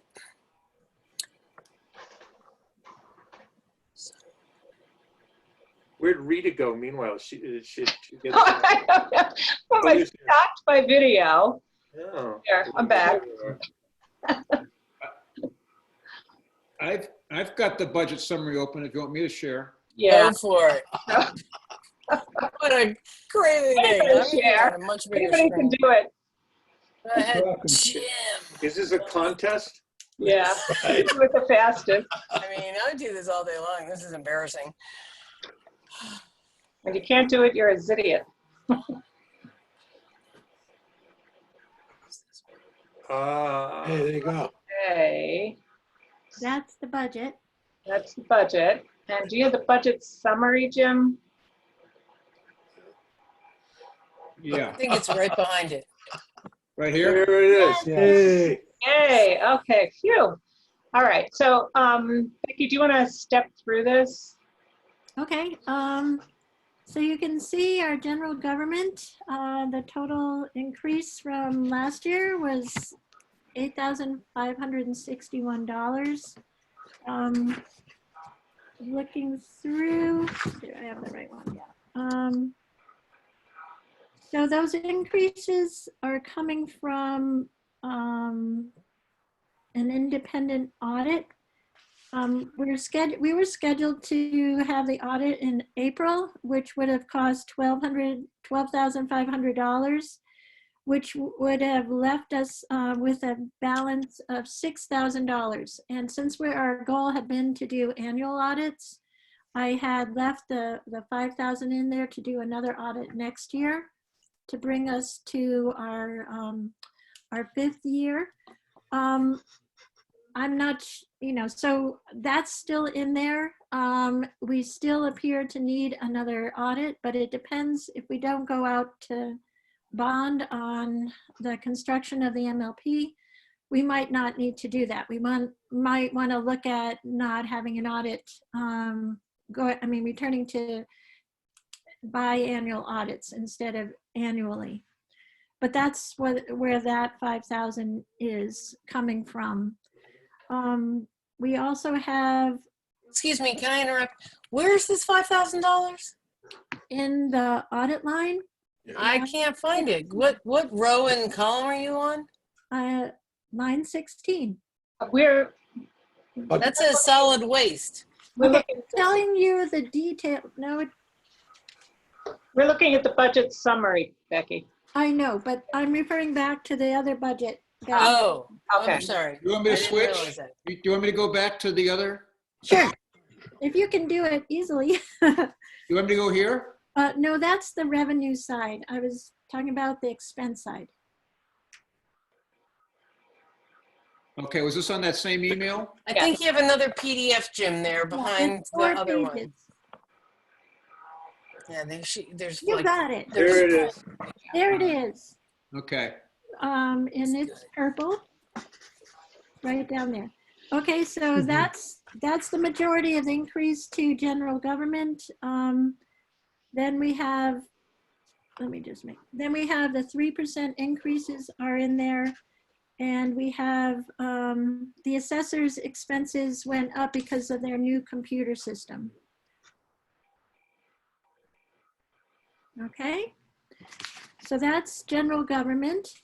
And we go next to protection of persons and property. What line are we on? Line 80.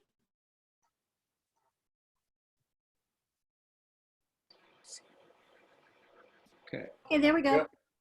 So we have the wages are increased throughout the section, and then we have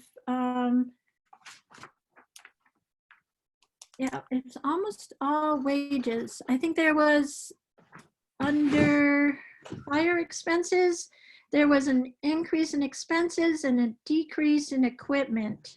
So that was a wash. We have an increase in the ambulance service of just under $1,000. And the building inspector costs went up as well. Then we drop down to the bottom of the page. Again, we have increases in salaries. If you get to line 128, 129, we had an increase in our contract for hauling of $900. So that was still up a little far. No, we're not. We're right. 128. If you go over, it's right over there. And then we have that other larger increase for the mass recycling fund, the sanitary line fill line of 131. Murph, the 10-year contract ended, and the new contract we estimate is going to cost the town about 20% more. So we have the increase there.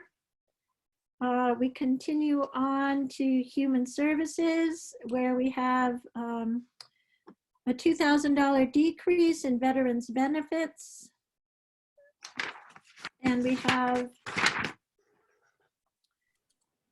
moving down to the expenses under culture and recreation, we have a recreation committee request for an extra additional $250 and a $16 increase to library expenses. We have the debt service, where, as Bob has mentioned, we are paying off the fire truck and dump truck this year. As we have done so in the past and talked about for about the last 6 or 7 years to preserve debt capacity, that balance has been moved to the line that says transfer to capital stabilization. I have one thing to say about debt after I finish. Okay, then we go into the miscellaneous category. Could you slow down just a hair? I'm really trying to keep up with you. I'm typing as fast as I can. Okay, I'll go the over fire it. truck and well, I'm sorry, I'm still on the debt. The fire truck and what was the other thing? Highway? The dump truck. Dump truck. Yeah.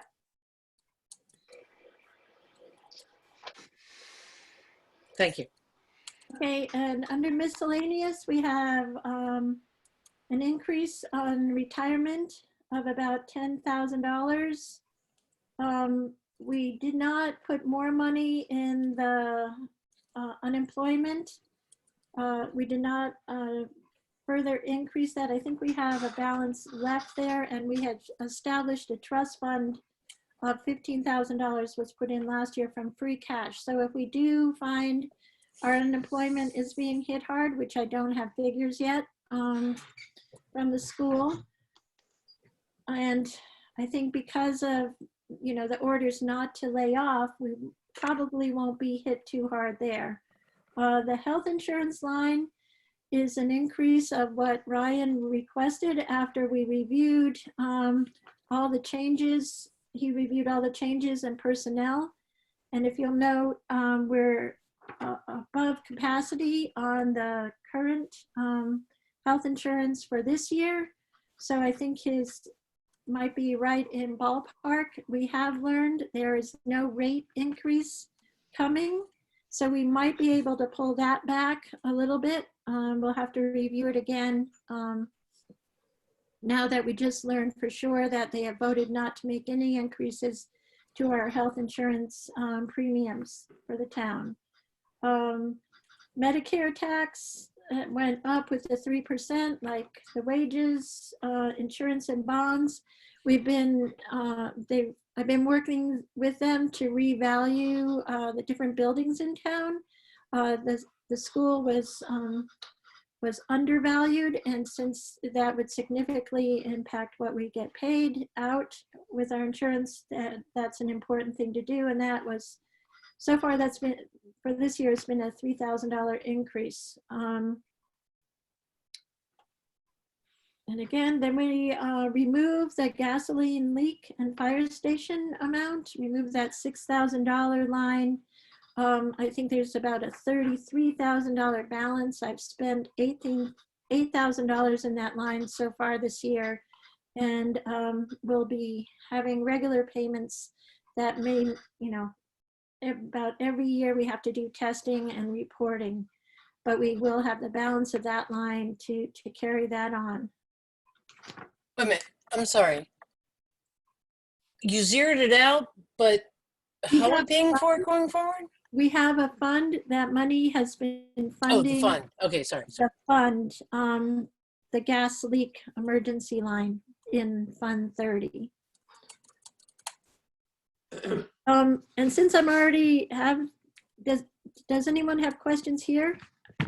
I was wanting to just make sure everyone was aware that the school roof grant has been denied for the third year in a row. They've moved the required age of the roof to 30 years. So we're behind, what are we? We're at 26. We were at 24 when they made it 25. We were at 25 when they made it 27.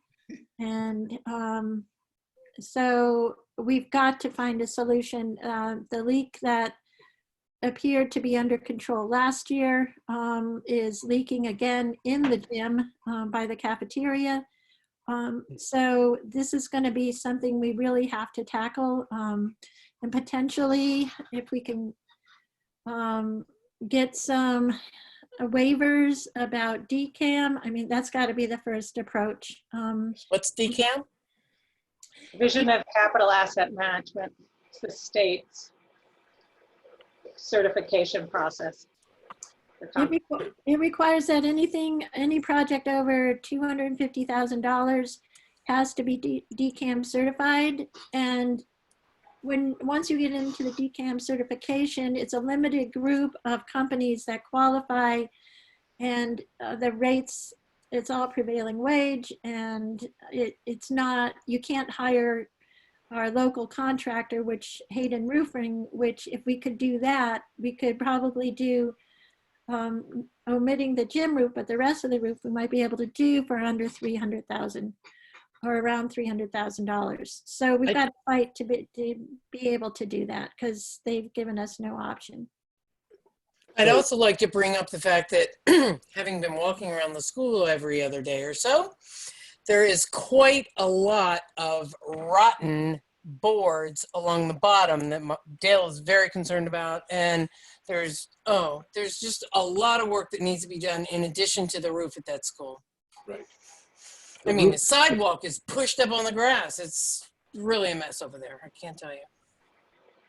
May I say something about this roof Yep. issue? Yeah, I think Becky and I are basically, we've run around the mulberry bush way too many times on this roof. It's past the stage of near annoyance into something. We have to do something independent of state money, obviously. I think we got to really make a decision about how we're going to deal with that roof this year and make a plan to replace the asphalt roof. As far as this leak that was just reported yesterday to me, I think by Steve Sullivan, that was after the biblical flood. I don't know what that was responsible for that. That is certainly what we did earlier, or maybe a year ago, worked in terms of the leak that was further down the wall. That might be a flashing thing. We're going to have to go up there and look at that and see if there's something that can be done about that. But that's the asphalt roof now, which is really more of a critical problem because we're just getting nails popping up all over the place. And we already had a bid from Brian Hayden. It wouldn't be any good now, but it was a 3-year-old bid. And it was some small fraction of the price that if you were to get it through the state program, which would require this elaborate bureaucracy, which is there to protect the taxpayer, but it does cost a lot more money net to build under those provisions. So if we can get some help maybe from our representative to avoid the DCAM specs, then we could get that roof done, and we get it done at a cost probably less than what we would pay through the state program.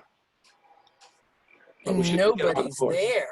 And even if it's the same amount, it would be half the But price. we would have it done, Yeah, and we'd have more control over it too. doing it with DCAM. Becky, have you spoken with Natalie or Joe or anybody about getting the ability to get a waiver? And does that have to be an act of the legislature? I haven't talked to Joe, but I'm going to be speaking with her tomorrow.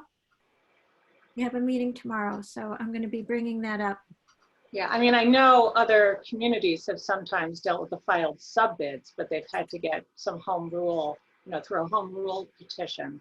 So I'm wondering if that isn't a way of, especially given the circumstances, it wouldn't be a whole lot more money. No, it's got to be. It's a necessity. And it's an emergency. Now it's an emergency. Yeah. So, you know, if there was a way to do that through a home rule petition, that would be great. We'll be working on that. First priority. Okay, and then if it ends up that we can't go for, you know, do something more affordable and we are locked into DCAM, I believe we're gonna have to borrow. There's no other way, because it could be without, if we're locked into DCAM, which I will fight. But if not, we'd have to go out to borrow. Crazy. Or $1 million, because we already have we already have about $500,000 potentially due on the municipal bridge program down at Locks Pond. And, you know, and if we spend another $500,000 on the school roof, and we try to support, you know, everything else that's going on, we're going to have a very different cash picture very quickly. Speaking of, that's why I wanted to bring to another brighter spot. I mean, I reviewed all the Fund 30 accounts with Gail Weiss this afternoon. We had gone through some of them. We had to go, she had. Okay, can you just explain for people who are in the audience, what the Fund 30 accounts are? Okay. And can we display them? Or not display this? Because that's not really relevant. Are they in the revenue? Does anyone have questions on the expense side of the budget at this point? Yes, we are. George? Yeah, I just want to, you know, Becky just ran down all those capital items, which we've known those are all coming. And just remind everybody, I know you're thinking of it, we're looking at this debt service that just was freed up by the fire department. We've got the capacity within the tax rate so that we don't have to increase taxes and we don't have to do a debt exclusion override. I mean, this is begging to help us with those other items. And with COVID-19, I worry about the cash, and I wonder how much cash that's going to actually cost us. Because COVID-19, I think we all know, it's not going to be over. You know, the impact of it is not going to be over in fiscal 20. It's definitely going to have an impact on 21. But anyways, I just want to remind everybody, it's been the Finance Committee's concept, you know, practice for a long time, not to let this $112,000 down on line 178 slip through our fingers and disappear. And then in a couple of years, when we need to finance these things, we're going to have a big jump on the tax rate. And that's going to hurt people more than letting this money go away and think we're saving money now is, I think, pound foolish. Oh, boy. I would agree with that. Yes, we've all agreed with that for quite a I while. strongly disagree with that. That money was borrowed in order to, instead of dipping into our capital reserves, which were accumulated in order to buy capital things like fire trucks and dump trucks, instead of using that money, which was what it was, the taxpayers were levied for, we borrowed the money and we paid interest on the loan and we did not use our capital reserves. And now that the loans have been paid off, you're saying that if we give the taxpayers relief from that loan, that we're letting the money slip through our fingers. That's not a very good What way. I'm saying is, if you need to borrow in the future and you lowered the tax rate, when you have to borrow again, you're just going to have to put a big jump in the tax rate. So you're going to feel good for a year, but in the long run, you're not, because then you're going to have that debt that you're going to have to cover. The culvert down at the lake, how much does that cost? How much is a roof going to cost? $300,000 sounds really optimistic to me. I just want to go back to Joe Markarian's support of the debt capacity being built into our budget. It's a cornerstone of the capital plan that he helped put together. It gives us structure. It's about 3.5% of the budget, but it gives us a bit of structure to move forward and look at the future with a plan. So debt exclusion, he recommended that, you know, what we had there, it should be a minimum of 5% of the budget. We've kept it where it is. And the planning piece of the budget has, you know, has given us stability to move forward with. We've dodged a lot of projects that's why we have so much free cash. We were also very concerned, and we have been able to we just put $274,000 into the broadband project. It's not like the broadband project wasn't fully funded through the debt. So the town has put in will have put in over $2 million into the project. I'm not saying that right because I'm not subtracting out the grants, but we have put in that almost $300,000 into the broadband project. We know we have the roof. We know we have the culvert. We know we have other issues and projects that are listed ongoing in our capital plan. So I think before we have any further discussion on this, we should have put on the agenda to talk about the capital plan. And how we envision maintaining it into the future. If it's okay, I'll go back to Fund 30. Is that okay with everybody? Yes. This is the one. Becky, did one of these slides cover that, or is that a separate? No, they don't. Fund 30 is page 10 in your expense report, and I think most everybody has the expense report. I know the select board has it and the finance committee has it. Oh, good. Now he can bring it right up. Thank you. Page 10? Page 10. You're good at this, Jim. Right here? Yes. All right. Remind me to double your salary. So just for background purposes, we have talked about this at previous FinCom meetings, and these are funds that some of which have been around for a while, and it's money that's been reserved and being held. And I think there was interest on the part of the finance committee to potentially look at these and where possible, either reduce them or zero them out, so that it would then, some of those funds might be moved back into free cash. Did everybody hear all that? Yes. Yes. Okay. So to move things back, you have to know their source, because they have to go back to their source. So the Lake Wyola Dam project had two funding sources, but the grant money was spent first, and the remainder was from stabilization. So it would have to go back there. My one concern about the Lake Wyola Dam project is we have affirmative support from the engineering firm that we would be able to work with a contractor for a nominal fee to do some work at the dam, because we need a large crane to be there, and they should have one there for the project. We need to use it to move a weir, a piece of equipment, and do some other work. I would like to have all but what is necessary for that project, which I've estimated at about $5,000, 5 to 10. Walter is going to help me get a better estimate. So we could definitely move at least $20,000 into free cash. What is required with a significant amount like this is it would need to be a select board vote. Did you say free cash or stabilization? Yeah, because I thought you said it had to go back to stabilization. You're right.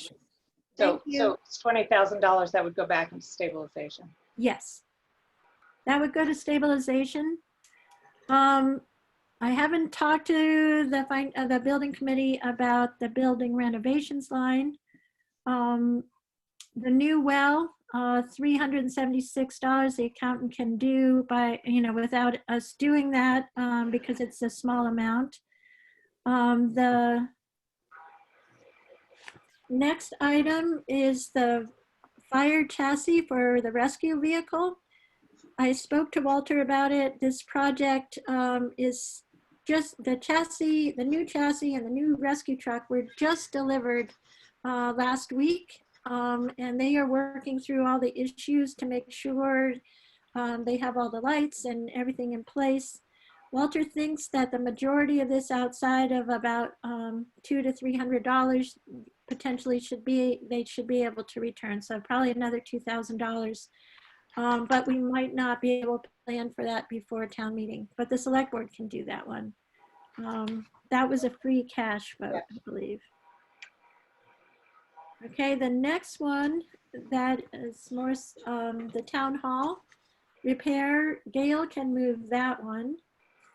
The hazardous waste cleanup. I would like to keep 10,000. Sorry, excuse me. Town hall roof, does that go back to stabilization or somewhere? That, I believe it's free cash. I will double check the sources on the small ones. We didn't review the small ones. Okay, thank you. Okay, the hazardous waste cleanup. I would like to keep at least $10,000 there because I had to spend $8,000 this year. And I know I have at least around $3,000 of expenses for next year, but we could move 24,016 out of that account. The alternative energy line we could move, that's $12,400 and goes back to capital stabilization. What about the hazardous waste cleanup? Where does that go? That was raise and appropriate over time. So that would, Let's go back to free cash. Free cash. yeah, would go to free cash with a select board vote. Okay. Can you slow down just a hair? So that's back to free cash, okay. And then what did you say about the alternative energy? Or did you? Yeah. Yeah, that can go to stabilization.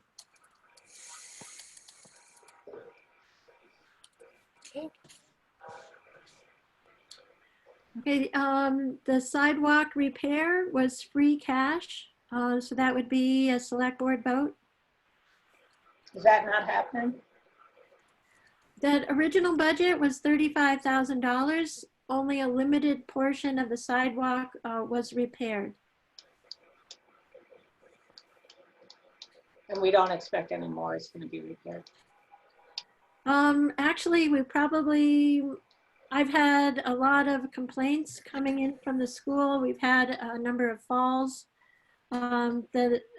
The part that wasn't replaced and there is not doing well, and there's been quite a bit of heaving. So at some point we'll have to potentially replace it. And also the sidewalk that comes down from the road is a disaster. So I don't know if that's part of this project. No, but it's not. It is bad news. I mean, it's been plowed up on this. Anyway. Becky, you're saying take that whole amount, the 24,200? Yeah, we would start over. Okay. Becky? Yep. When the roof job is done, and the likelihood is much greater than not that we're going to have to disturb the sidewalk. It'll be part of the roofing project to provide some drainage from the roof that instead of next to the building, it'll be taken into the storm drain system. And so it'll necessitate disturbing. So that'll be part of the roof job. So I think that money could safely go back, and the next phase of the roof job will involve some necessary modifications to or destruction of and rebuilding of the sidewalk. That's the concrete sidewalk we're talking about now, not the asphalt one. Great, thank you. Okay. The fire and the highway improvements, those are both earmarked for paving. And I hope to get them done this year. Walter delayed because we had to tear up his parking lot again to run the well across Leverett Road. So this will be the first spring where he has an opportunity again to do the project since he was put off last time. And the highway facilities paving really desperately needs to get done. It's cracked badly where we're dumping salt directly onto the pavement. We all know we've spent a huge amount of money responding to salt contamination caused by the highway over in prior years. We don't want to do it again. So I think those two need to get paved. But the rest of the funds there, the school security upgrades can be turned back. The school flooring can be used for that purpose. It can either go back to free cash and then we take the full amount. We have a request from the school for more school flooring that we want to apply these funds to. And the final thing are school gutter projects where there's a remaining balance of 800 that could go back to free cash. So I haven't been totaling as we've been running through this. Did you do totals for each of those accounts, Becky? It's about 85. I hadn't added in all the small ones. It's about $85,000 to $90,000. And that's divided amongst free cash, stabilization, or between free cash and stabilization. Yes. And there's one final account that the alternative energy account that's in the main budget, the energy efficiency projects. That has a balance of $35,441.71, and that could go, was appropriated through the budget, so that could go back to free cash with the vote of the select board as well. And that would bring your total to about $125,000. I'm sorry, where's that listed? The budget. In the budget. In the budget. I think, Miscellaneous? no, it's right after building repairs in general government. So it's a top. In the expense report. Are you guys all looking in the budget? Mm-hmm. Yeah, I think it's on the front page. Line 76? No. No, because we haven't added anything to it, so it's not in the budget because no money has gone towards it. It's in their expense report then somewhere. Yeah, it hasn't been in the budget for a few years. Right. You're saying that's about 35,000, Becky? 35,441.71. Yeah. About? Yes. Just about. Okay, I didn't get that number. Oh, I gotta get that number. 1 second. 35,441.71. So it sounds like we need kind of a comprehensive list by line amount, and then the ones that need the select board vote. Is that a proposal that the finance committee makes to the select board, or? There it is right there. It's not necessary, but you guys can do what you want. What's the pleasure of the committee members? Do we want to recommend? To recommend. Yes, I would say yes. Yes. Okay. So do I hear a motion? We don't have all the particulars, but sort of based on the list that Becky has just run through, do I hear a motion to make a recommendation to the select board to move funds from, is it called section 30? Fund 30. Fund 30.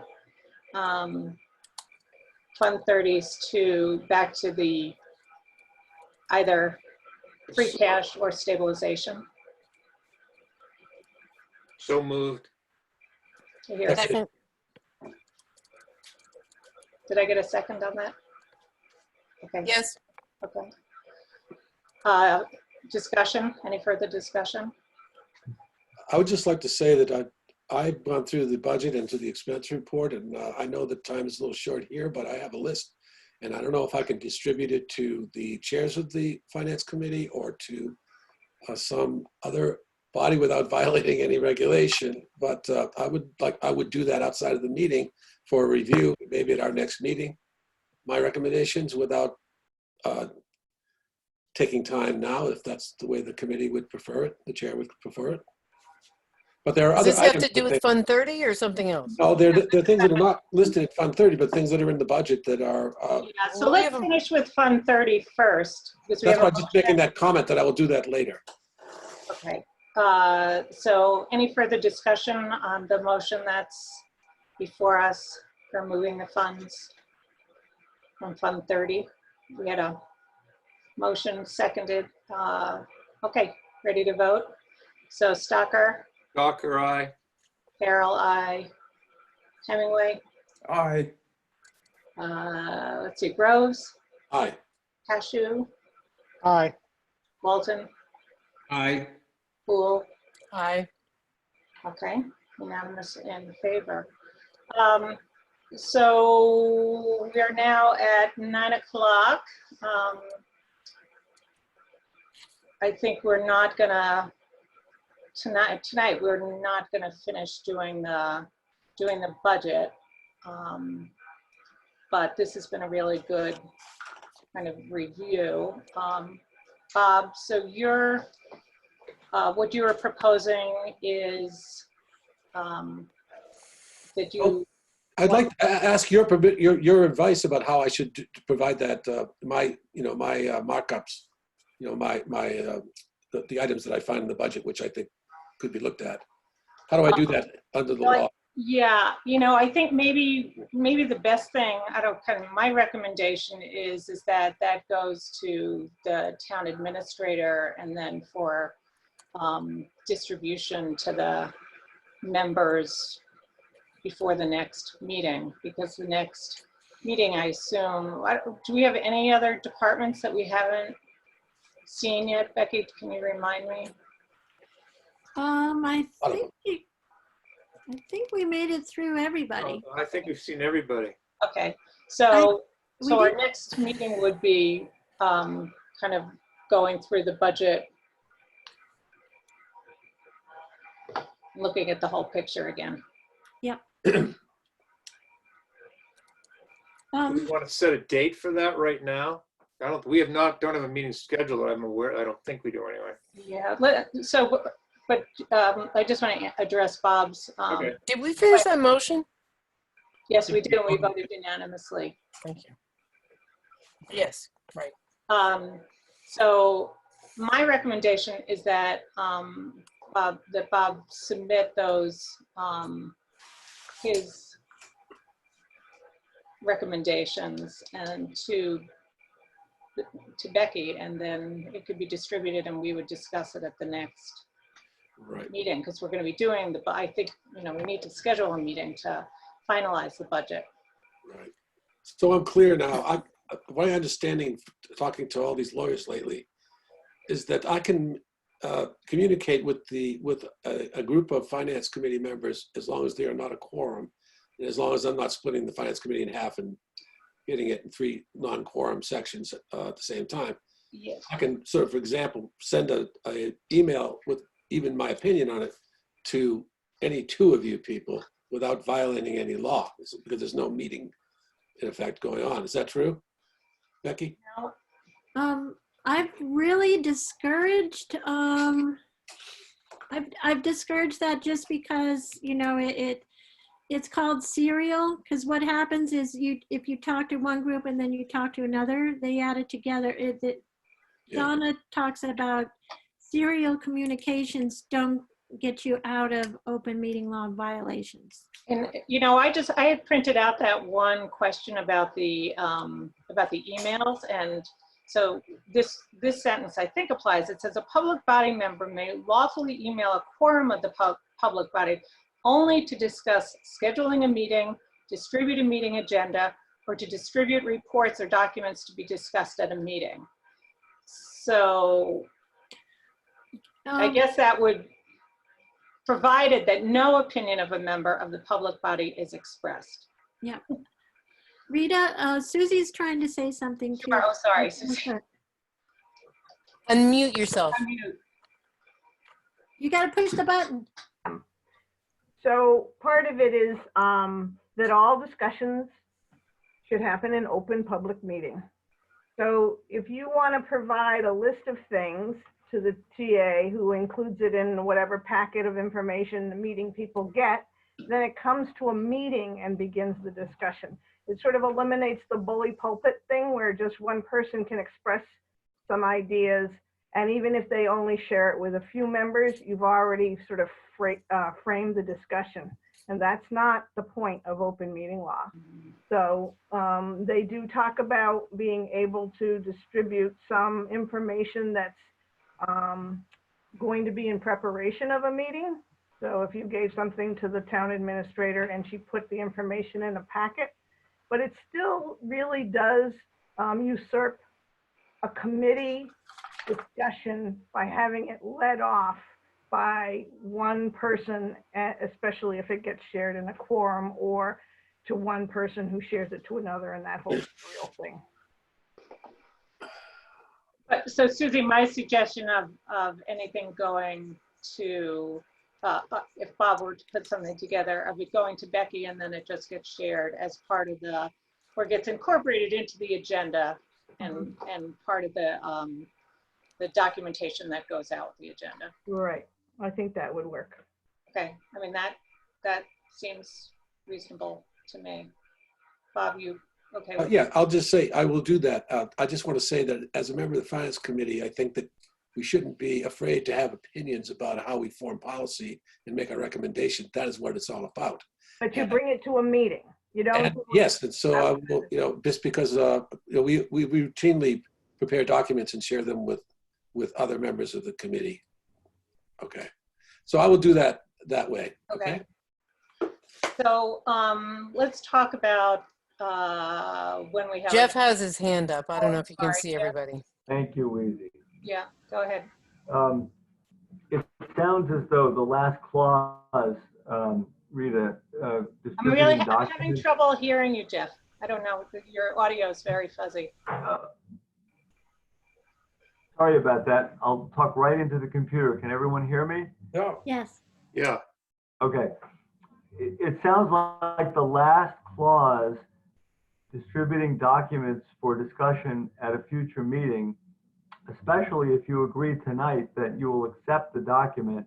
It sounds like that's within the purview of the open meeting law. I mean, you know what you're getting. It's going to be discussed on the next meeting's agenda. Didn't it Sounds like refer that's to provided for. opinion?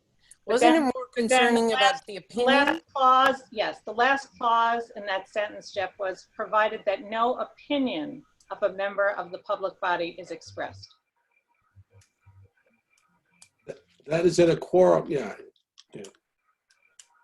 So a public body member may lawfully email a quorum of the public body only to discuss scheduling a meeting, distributing a meeting agenda, or to distribute reports or documents to be discussed at a meeting, provided that no opinion of a member of the public body is expressed. Okay. So Bob think could give a that- list of things he would like us to discuss, but he cannot express his opinion. Oh, He's no. going to give it to Becky. Becky, right. Give it to Becky. And then, yeah, I think that addresses the potential Okay. landmines in the with the open meeting law. But Becky's not going to share it with anyone before the next meeting. It would go out with, just as Becky distributes updated budgets and so forth, that could go out with that. Yeah, and it shouldn't be discussed with other members before the meeting. That's right. So just like we get in advance of the meeting, we got the updated expense reports. Yeah. We could have something included about. It's just a list of the things that we wanted to, the budget items that we want to discuss. Yeah. Yeah. Doesn't say we can discuss them and say it's great if we want. Doesn't make, it's no opinion there. Right. Got it. The select board has been very vigilant on this open meeting law issue, and they have a particularly difficult thing because with 3 members, you really can't talk to anybody about issues outside of a meeting, and it's tough. It's tough on the select board, but this select board has been very vigilant, and so have recent select boards in the last over my tenure, and it's not easy, and I appreciate adherence to it because it does open you up to potential violations. I know in other towns, town administrators have had select board members get fined $5,000. It's not pretty, and the town won't pay that. It would be on you. So let's not go there. Thank you. Okay. So, we need to schedule another meeting. And what we want to make sure we do is not conflict with the select board meeting. We've been meeting on Tuesday nights. And on that topic, I actually kind of zeroed out the dates and looked at all the meetings that we had to prepare for town meeting. We actually had 5 meetings, including town meeting. So 4 planning meetings. So I don't know if we're going to try and figure those in or not. I think we just take them one at a time and just pick the next meeting and go from there. That's what you might do. It's not like anybody's going anywhere, right? Yeah, right. We're all around. We can find you. Okay, so Becky, can you give a couple of dates? Select board, I guess next select board is meeting on the 28th. So if finance met on May 5th, even though it is Cinco de Mayo. Cinco de Mayo. Gotta bring margaritas. We'll all drink margaritas. So either the 5th or the 7th of May. Okay. Is there any preference? 5th is good for me. Let's say the 5th, just to keep it on Tuesday. All right. Okay. If you want to schedule another meeting for the 19th while we're at it, just to schedule it, we can not have it. That'd be great. Let's do that. And can I ask one other question? We sort of touched on, I guess we've done that part, right? Just to touch on the energy efficiency projects line. We sort of touched on that. Well, what did we resolve about that? I'm a little unclear on that one. Energy efficient project. Oops, sorry, go ahead. Okay, that could also go back to free cash. But we didn't decide to do that, right? We should decide to do that, or we haven't decided it, have we? I thought we did decide, yes. Oh, okay. I thought we only decided on the 30 on the. I think we only decided to be on the 32, the fund 30. The fund 30. Yeah. Okay, well, if you want to hold out the energy efficiency line for another day, that's fine. Or do you want to do it now? No, I'd say do it now, if that's what I'm suggesting. Okay. I think that's what we wanted to do. I just don't think we did it. Yeah, no, Right. that's a good catch. Yeah. Yeah. Okay, do you want to make a motion? Yeah, Well, I it's on the list of like 12 other items I have in the minutes of So where it's they're already going. there. Yeah, it was added to the list of Fund 30. It's part of the $125,000 total. All right. But it isn't a fund, it is not part of Fund 30, is it? Correct. So technically, you better vote it. Okay. No. All right. All right, I move that we transfer $35,441.71 from the energy efficiency projects line in the expense report to free cash. We'll hear a second. I second. Jim Okay. Walton. Stocker, Aye. Farrell, aye. Hemingway, Aye. Rose, Aye. Cashew, Aye. Walton, you said aye. Aye. Cool. I Okay. That was unanimous. Any reports from committees that we need to hear tonight? That's the last item. Eric went to a broadband meeting, but I think you already heard everything. Yeah, there's nothing to report really. I guess Jim was there too, for sure. Yeah. So I don't think there's anything that I don't recall anything of just what we talked about tonight. No, it's been covered. Okay. All right. Well, thank you, everybody.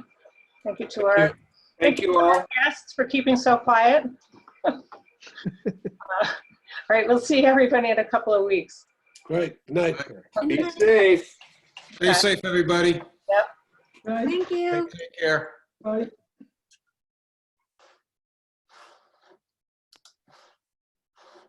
It's back to just us guys. I'm out of here. Just the way it started.